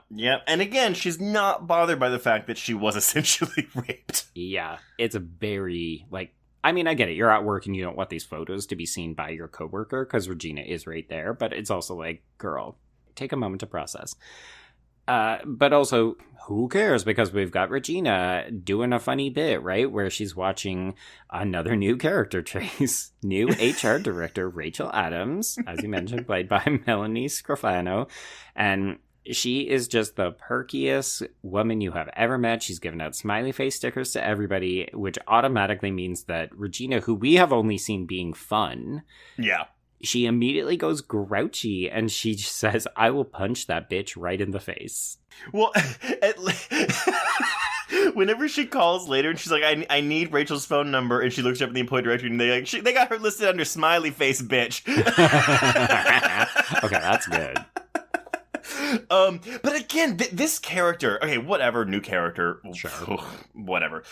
It is such a weird character to put into this movie. Oh, yeah, like, it's kind of a red shirt role, right? She's introduced so that we can get some necessary information about who Abby actually is, a.k.a. Sarah Price. Mm-hmm. You know, Rachel's old neighbor / friend that was institutionalized at age 8. Okay, well, sure. I love that too, right? It's like, okay, the HR person coming in just happens to be the same girl that lived next door to Abby, Sarah, before she went cuckoo bananas and killed her father and went to an institution. Well, also, when she's like, you look just like her. Like, the whole scene is just engineered so that we can have this conversation and Danny can overhear it. But, like, didn't she say that she hasn't seen her in years? Does she look the same as she did at age 8? Well, and the fact that we have the flashbacks, it's like, well, she doesn't, though.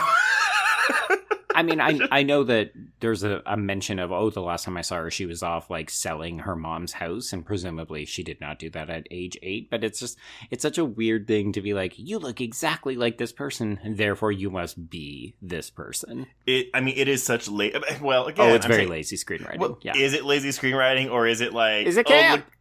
Well, okay, but here's the thing. If it's lazy screenwriting, it could still be camp. Because it is naive camp. Yeah, it doesn't realize it's being campy because you're just, like, so dumb. But that's, again, going all the way back to that, it's a thing where it's like, okay, like, this movie is not one thing in terms of, like, is it pure camp, that naive camp, or is it intentional camp? Because it's doing both of them, but then what does that make of it? Mm-hmm.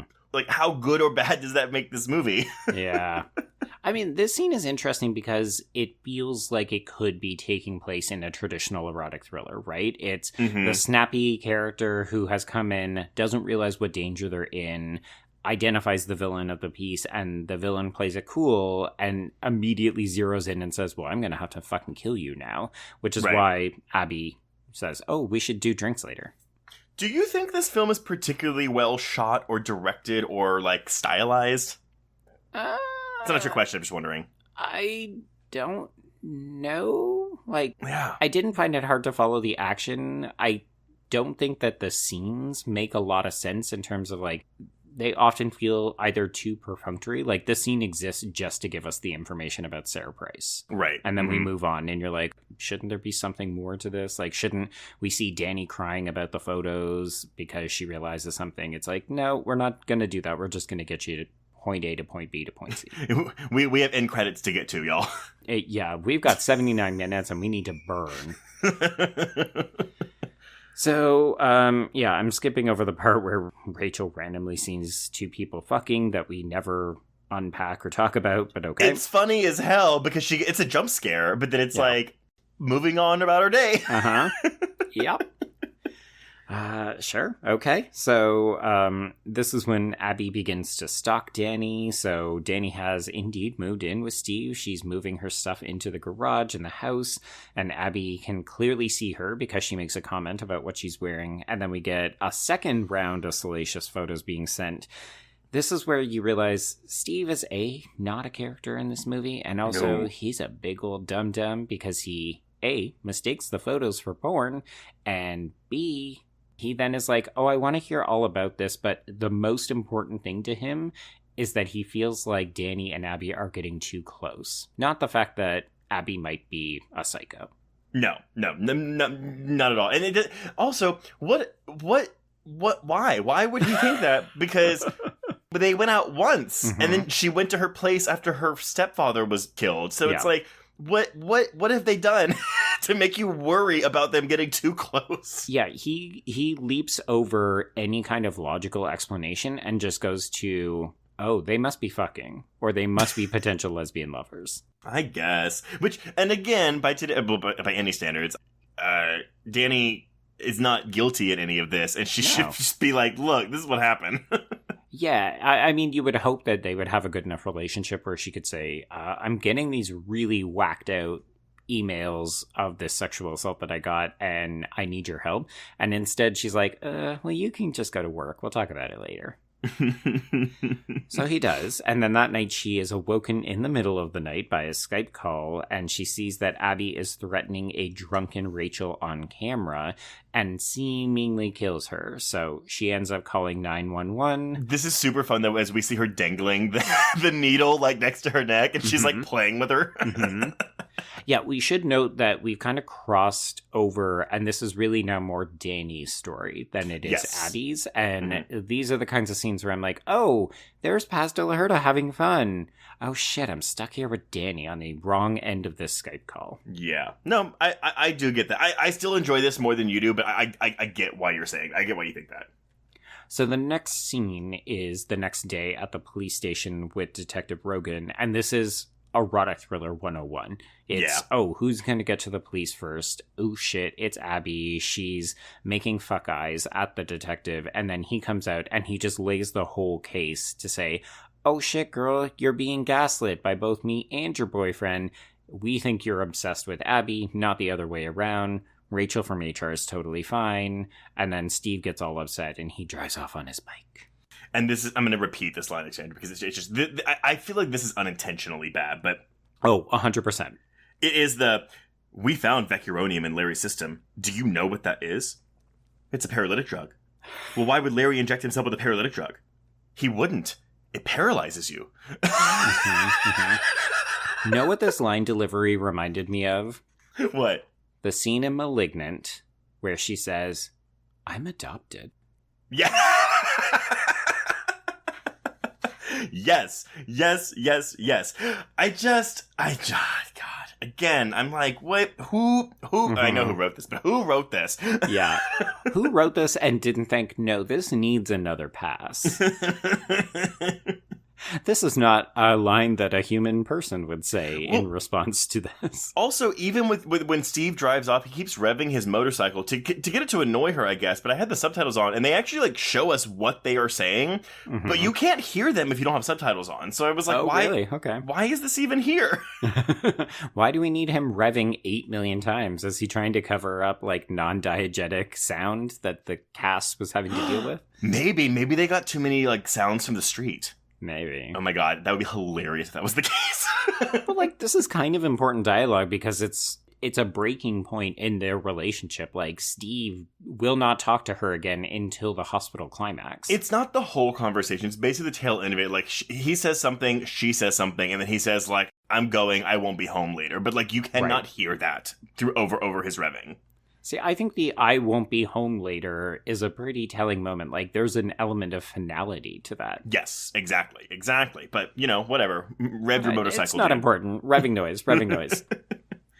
So Danny goes to work. She tells Morris what's up. We don't really see, but we see that Abby knows that she has had this conversation. And then, because Rachel is still a character in this movie and she's not dead, we see her looking up Sarah Price, and then she gets attacked. And I was really mad that we don't either get to see more of this or we don't get to see a body. I have no idea what the reasoning, behind most of any of this is. But no, just general blanket statement. No idea. But specifically with this, go on. But knowing what they are trying to do with this movie, it's like, why are you giving us a kill scene? Why are you doing we're going to drug her and pull her away and then never see her again? I guess maybe you could argue you're supposed to still be like, well, is she dead or isn't she? No. But yeah, it's like, no, you can't do that twice in a row. Like, no. Like, she's dead this time. Well, and this was the problem, to the point where I almost didn't expect to see Rachel from HR again after she was used as a pawn in Abby's scheme. I thought, oh, okay, haha, Abby fucked Danny over by letting Rachel go so that she... so that Danny looks like a fool in the eyes of the police, and then we're not going to see Rachel anymore. Like, her scenes are done. And instead, we've got this non-starter, but it takes place so soon after we already thought Rachel had died on the Skype call. I'm just like, what are we doing? We're doing the same thing? Yeah, I would have been more appeased by this if it was Rachel's body in Danny's trunk later. Right? But we don't get I know that. what you did last summer. Like, throw in a couple of crabs, give me a homage, and let's go. Exactly, but we don't even get that. We get a phone and some drops of blood. Yeah, I wonder if it could just be budgetary and or time constraints, but that's what I kind of ended up taking away from this. And that's the thing. It's like, I was hoping the commentary by the director would give me some insight into this, but I'm just wondering if because of the lawsuit that was going on with the ambulance, the first lawsuit, if he had to be on his best behavior when doing this. I mean, you also don't want to burn the studio, so if it is about money or they ran out of time shooting, maybe you don't want to shoot yourself in the foot because you want to have a good working relationship. Yes, that obviously, yes. It sucks, right? Because half the reason we like to listen to these audio commentaries is, tell us how you did shots and set things up and how the actors were and what was on for craft services that day, but also... tell us about the things that we can't fucking find out otherwise. Well, he does a lot of, giving advice to younger filmmakers. Like, sometimes if things don't work out, you just gotta run with it and just, just do this. I'm like, dude, just shut up and just tell me about the movie. Oh, yeah. I'm an aspiring filmmaker. I'm definitely turning on the audio commentary for Nurse 3D, looking for insight. I'm sorry, that was so fucking patronizing and cynical, but just, dude, come on. No, I know. I mean, look, I get it. You're making a movie, blah, blah, blah, but, come on. Look at the movie you were talking about here. Let's have fun with it. Yeah, exactly. Yeah, embrace the campy fun that you talked about at the beginning. Yes, exactly. And, that's when we're talking about this kind of stuff. I'm like, well, how much does intent matter here, I guess? But that's the thing is kind of with camp, part of it is knowing the intent, or at least the work giving off the vibe to where you can pick up the intent. Yeah, it would have been nice to have known if he felt like certain scenes were delivering more on that campy, fun vibe. Yeah. Or if he was like, yeah, and here's really more of the erotic thriller component, and that's what we're trying to achieve here. Like, he mentions the noir element and how he was trying to achieve that. It's like, so talk about the campy parts then, too. Yeah, well, that was the first scene of the movie where he was talking about the noir, and then that's out. That's out. Okay. Speaking of out, this is where I check out of the film for about 5 to 10 minutes. We've got Danny going to Sunnyview Institute, where she finds the most confessional orderly I have fucking ever seen on screen. Just literally reveals Sarah Price's entire backstory, aka young Abby, about how she walked in on her dad schlepping the nurse. Ooh. I'm sorry, playing hide the snake with the nurse. Jesus. And this is my fucking Electra complex to the max, where she's like, oh, I saw daddy fucking a nurse and then I grew up to be a nurse. Yep. Okay, Sarah/Abby. But then also killing all the men who were cheaters. Yeah, indeed. So she does end up killing dad. He's the original victim. She gets sent to this institute. There she meets Nurse Janet. Abigail Russell. Oh! Wait, Trace, that's her name. But and then she disappears, so. We don't know what happened to Nurse Janet Abigail Russell, do we? No. I assume that she eventually died and she took over her name, but she could have just as easily killed her and took over the name. Well, it's it kind of, not that I need more explanation for this. I mean, well, a lot of things need more explaining in this movie, but blanket statement. But maybe she died, and that's what finally set her off and set her on her killing spree. Yeah, she was finally free to do what she wanted to do because she didn't have any kind of responsible person looking after her. Exactly. Yeah, no one being like, now don't go murdering people. You hear? So speaking of responsible people, back at the hospital, this is when Abby lures Dr. Morris, aka Judd Nelson, down. I will say, okay, you asked me earlier, do you think this is shot well? I do like the shot of the two of them going down the spiral staircase to the morgue. Yeah. No, it's like the overhead shot, right? Yeah. Okay, now tell me this. What is her plan after this? Ooh, do you think she'll just leave the body in the morgue? I don't know.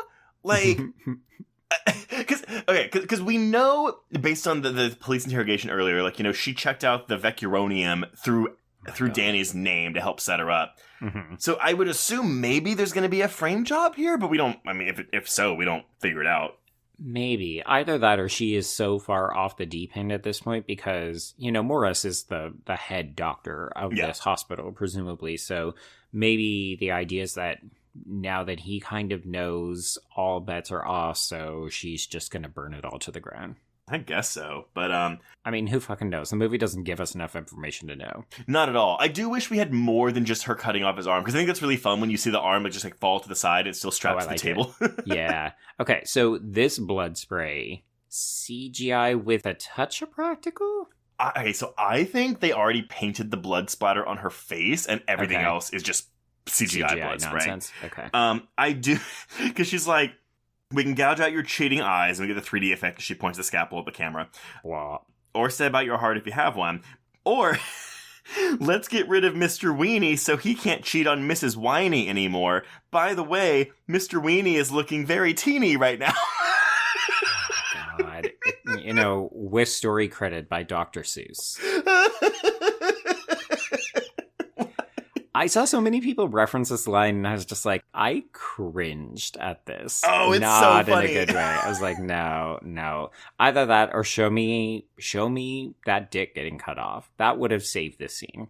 Do for the dick what you did with the arm.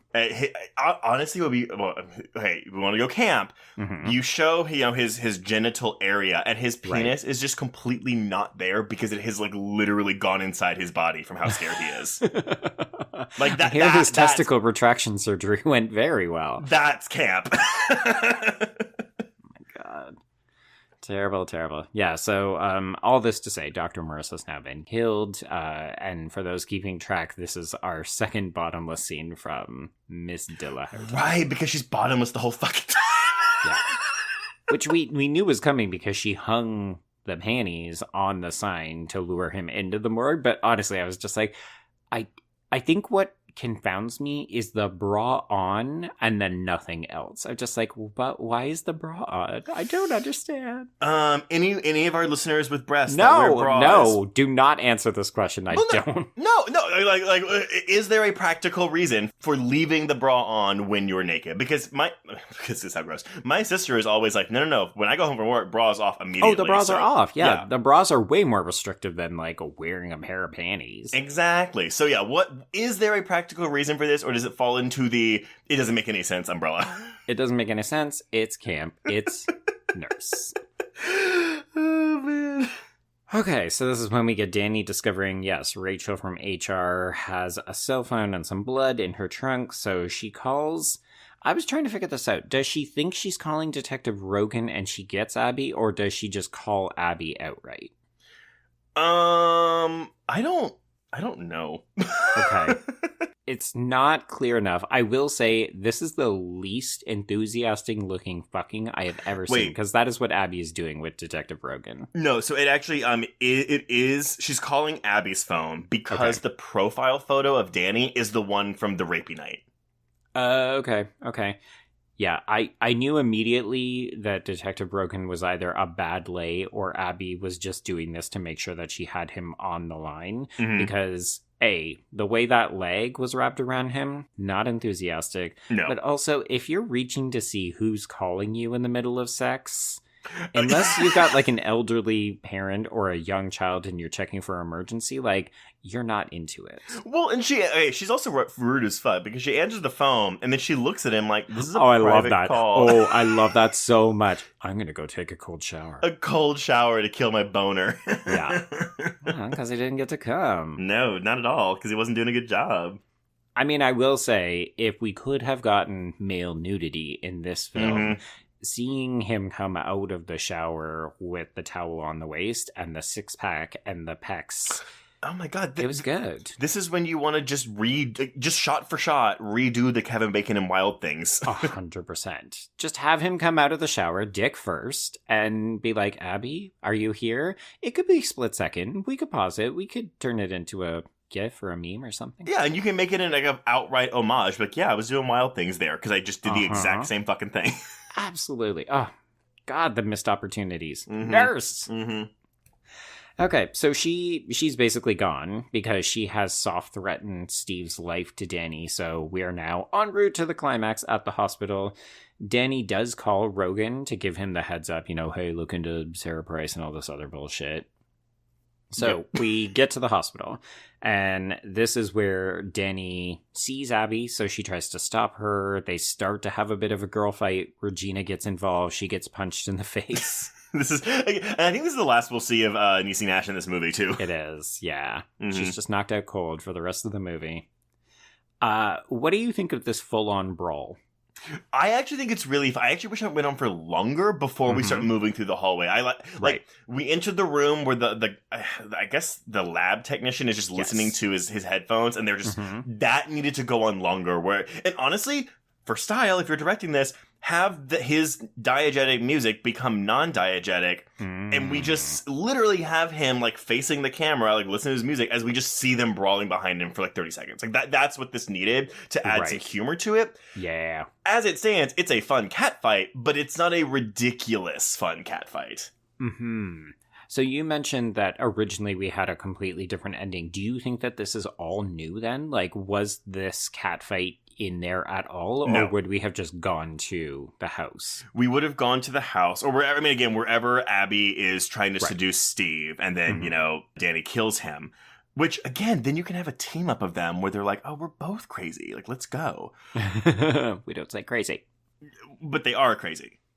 Well, yeah, okay. I meant it in the literal sense. Like, they are both killers. They're crazy. Right. Okay. But okay. No, so I don't think any of this moving forward was in the original script, which it's fun. I still think it's fun. And again, once we get to her, just killing security guards and pulling tubes out of patients, it's like, I don't know what her plan was. I don't know how she intended to get away. I don't know how she got away, to be honest, by the end of this movie. Oh, it makes no sense at all. No sense at all. But I do think it's fun to watch. I just wish it were a bit sillier. Okay, yeah, because this does feel very straightforward. Again, we're into single white female territory, right? The stakes are life and death. We are fighting to kill each other now. Oh, yeah. I mean, when she uses the defibrillator on the guy and she, like, blows him across the room, that was really fun. Yeah, I will say one of my favorite moments is when they're scuffling on the floor and Abby just kicks her in the face. Oh, yes. And we kind of get, like, Pastor Huerta keeping her leg out like she's some kind of Street Fighter action star. I was like, oh, that's slow-mo kick, yeah. So bizarre. We have a good line delivery. When she stabs the guard in the eye with the scissors, she's like, you had your chance to be my friend. And then she does this Danny! Yeah, that was kind of the moment where I thought, oh, is this where the original ending would have been inserted then? Like, it seemed like some of this was added after the fact, but then part of it might have stayed. But yeah, that moment was very, we are going for melodrama. Well, okay, because they don't know it's her in the hospital bed when she stabs Corbin Blue, right? Like, she Hannibal Lecters herself by putting blood on her face because apparently her tits are not recognizable enough.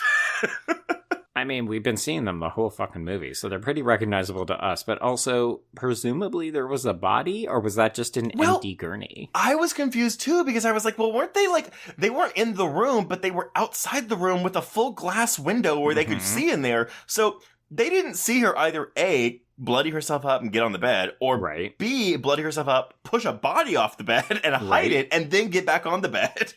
Yeah, I mean, at this point, things are happening very quickly. I will say, if you're into the gore, this is pretty good. Like, we're just watching with Steve and Danny as they're trying to get into this room as Abby just goes apeshit on patient after patient. And there's something sexualized about the way she's killing people and getting off on it and then looking up at Danny to make sure that she's still being watched that I actually really liked. Again, slow it down just a beat.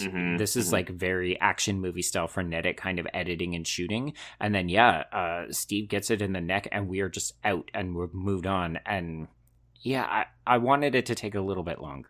And I will just reiterate, I do think the shitty CGI, and I'm thinking specifically this fucking scissors come out of the guy's neck, and then she opens them and it's like an even bigger CGI gash. Terrible. But I'm likening it to the shark biting Adam West's leg with the shark repellent in the Batman movie, you know? Like, it's just, it is our modern example of really shitty effects that just look bad.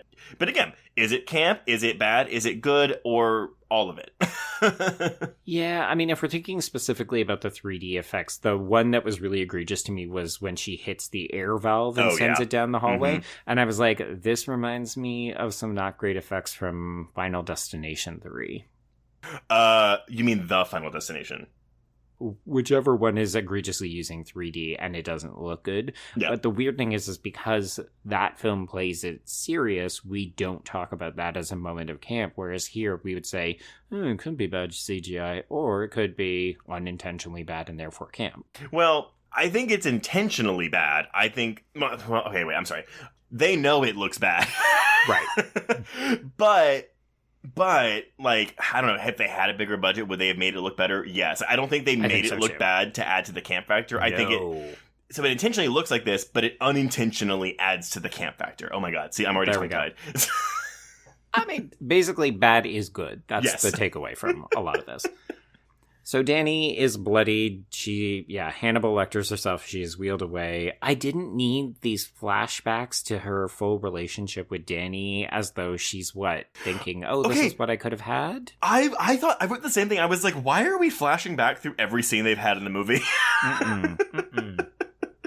Yeah, I'm really not a fan of these kinds of scenes because it almost feels like the creative team saying, hey, did you pay attention? This is meaningful. And it's just like, especially here, I don't really understand what we're supposed to take away from it, except for the fact that she is still obsessed with Danny, which, message received. We got that over the last 78 minutes. Are we supposed to feel bad for her? Like, are we supposed to... God, I hope not. But that's not... But that is what something like this supercut would normally do. It's supposed to be like, she's losing the love of her life, and so let's show you all the good times they had together. But that can't be what they're doing, right? I mean, I put nothing past this movie. So, the article I mentioned earlier from Prorokova, she specifically ends it by talking about whether or not Abby is coded or, fairly explicitly labeled as either bisexual or lesbian. And she reads this not as any kind of, she's not doing Valerie Complex's reading by saying, this is the killer lesbian and it's a trope we need to get rid of. But she is saying, because so much of the film is shot from a male gaze, female sexualization point of view, that it ends up making her lesbianism a thing for male viewers. Yeah.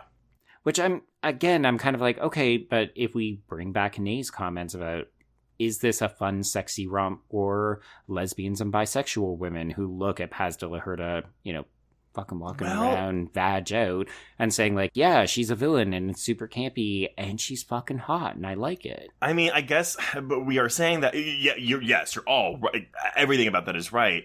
But it's like, would the discussion be different if this were directed by a woman or if it were directed by a lesbian woman or, and that's the thing where I'm like, it is male gazy.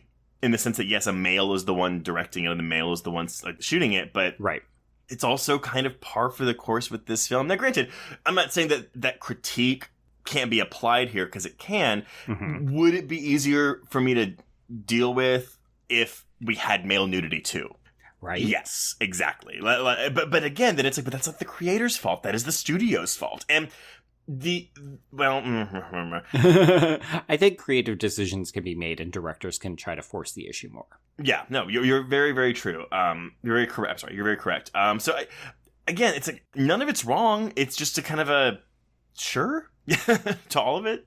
Yeah, it was interesting to me because I definitely got that impression, right? Like, this is so obviously male-gazy, and we're, all the costuming. But the movie knows that. The movie does know it, like, it's intentionally doing that. But then I just think it's funny to me how we default look at this and say, well, this is a movie that's intended for teen boys.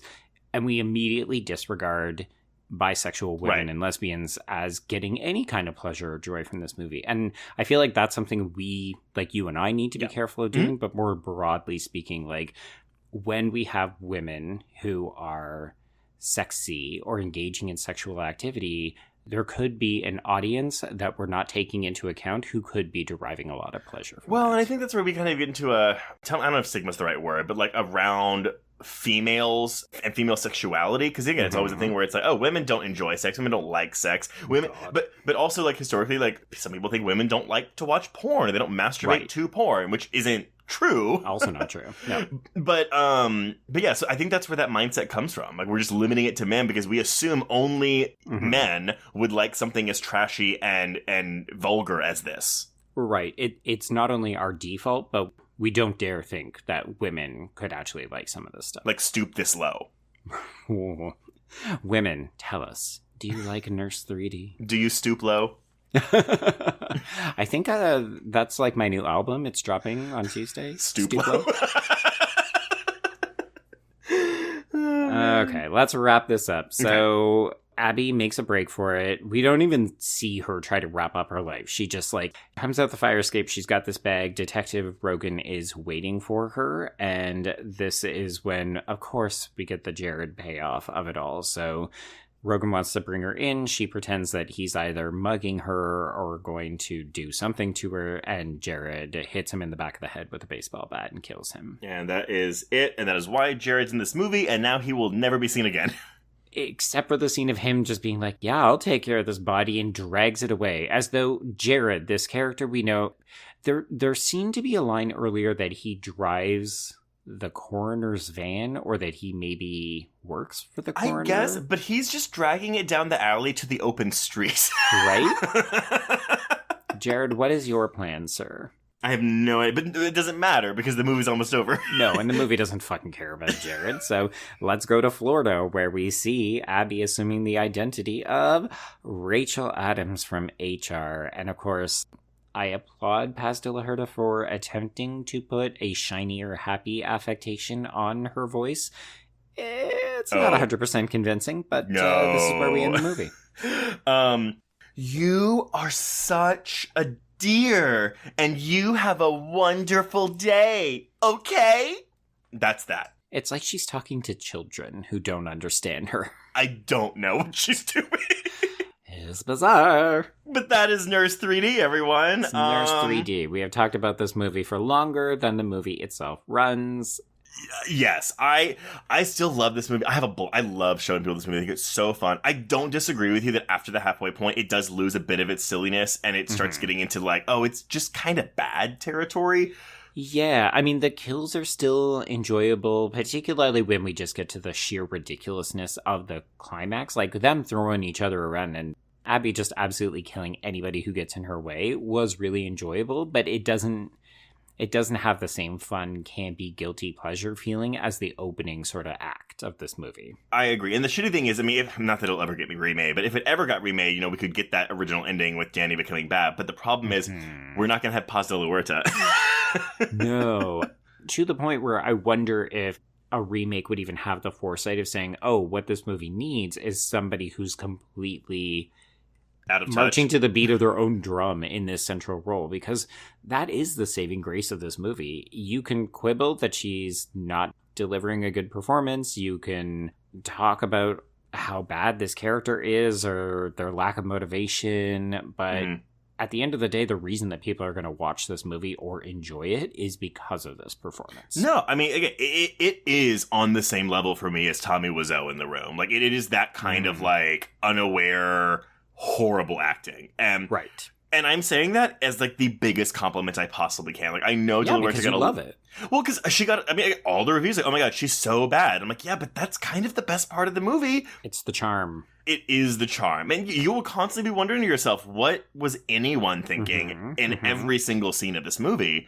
Right. And that is why I like it. Right. That is Nurse. That is Nurse. So, all right, everyone. Well, before we announce what we're covering next week, just some housekeeping. So if you want to get in touch with us, you can reach us on Twitter and Instagram at Horror Queers. Join our Facebook Horror Queers group to hang out with other listeners. Find us on Letterboxd to keep track of all the films we've covered. And go to our YouTube channel to look at, interviews with filmmakers, monthly hangouts with peers where we discuss random horror topics and other fun stuff. Yeah. If you have a moment, please rate and review us on your podcatcher of choice. And we are in July now, so we got a new Patreon schedule for you. So please go subscribe to patreon.com/horrorqueers, and you'll get episodes on horror, TV, and film flip-floppers. That's a really fun moniker, Joe, but that's horror films that have gone to TV and vice versa. Yeah. Attack the Block and Signs to celebrate our episode on Jordan Peele's Nope, and of course an audio commentary on Buffy the Vampire Slayer to celebrate its 30th anniversary. Yeah. Yeah, Joe, what are we discovering next week as we continue our camp theme?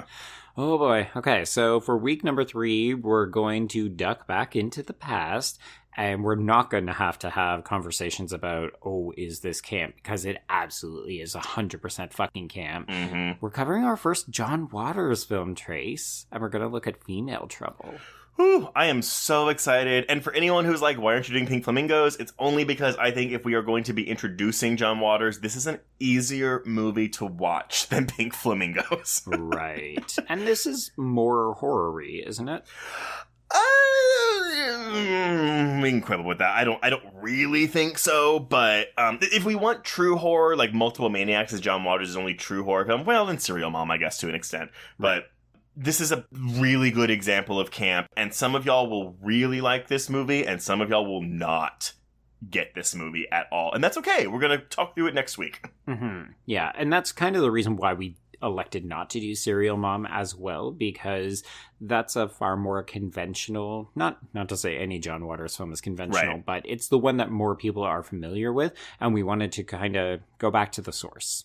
Agree. I think too, when discussing that, it's like, yes, let's look at where John Waters started before he started doing studios, and I'm gonna say watered down because when you watch Female Trouble, you're gonna be like, oh yeah, they couldn't put any of this in any of his movies, right? Like in the studio system. Okay, well, I'm excited to check it out. All right, everyone. Well, until then, we can cross out Nurse 3D. Yes, and cross out Horror Queers.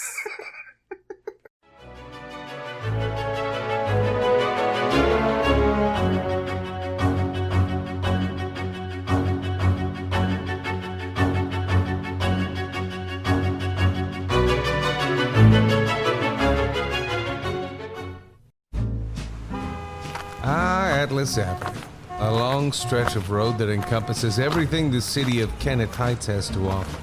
Neon lights, traffic, crime, the hustle and bustle of everyday life, and the craziest of characters. My office was above it all. My name is James Locke, and I'm a PI. Hello, Mr. J. How the hell you doing today? Good, Edith. Nearly every year I have a new case. New people to meet, new clues to discover, and new problems to solve. But I do it the old-fashioned way. No technology. Nothing post-1950. Hell, I don't even listen to podcasts, but you should. Atlas Avenue Beat is a spoof of the film noir genre with goofy characters, tons of wordplay, and non-stop raunchy humor. There's also 3 whole seasons out right now with more on the way. Just search for Atlas Avenue Beat wherever you listen to podcasts or visit us online at bloody.fm. It was late in the afternoon when the professor and I took our way towards the east, whence I knew Jonathan was coming. Jonathan Harker has asked me to note this, as he says he is hardly equal to the task, and he wants an exact record kept.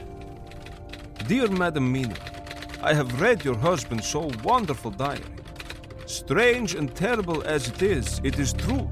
I will pledge my life on it. God preserve my sanity, for to this I am reduced.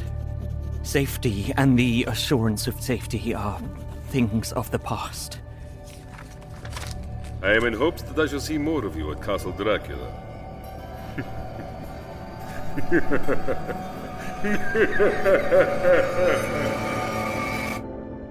Listen to Regarding Dracula wherever you listen to podcasts, or find us online at bloody.fm.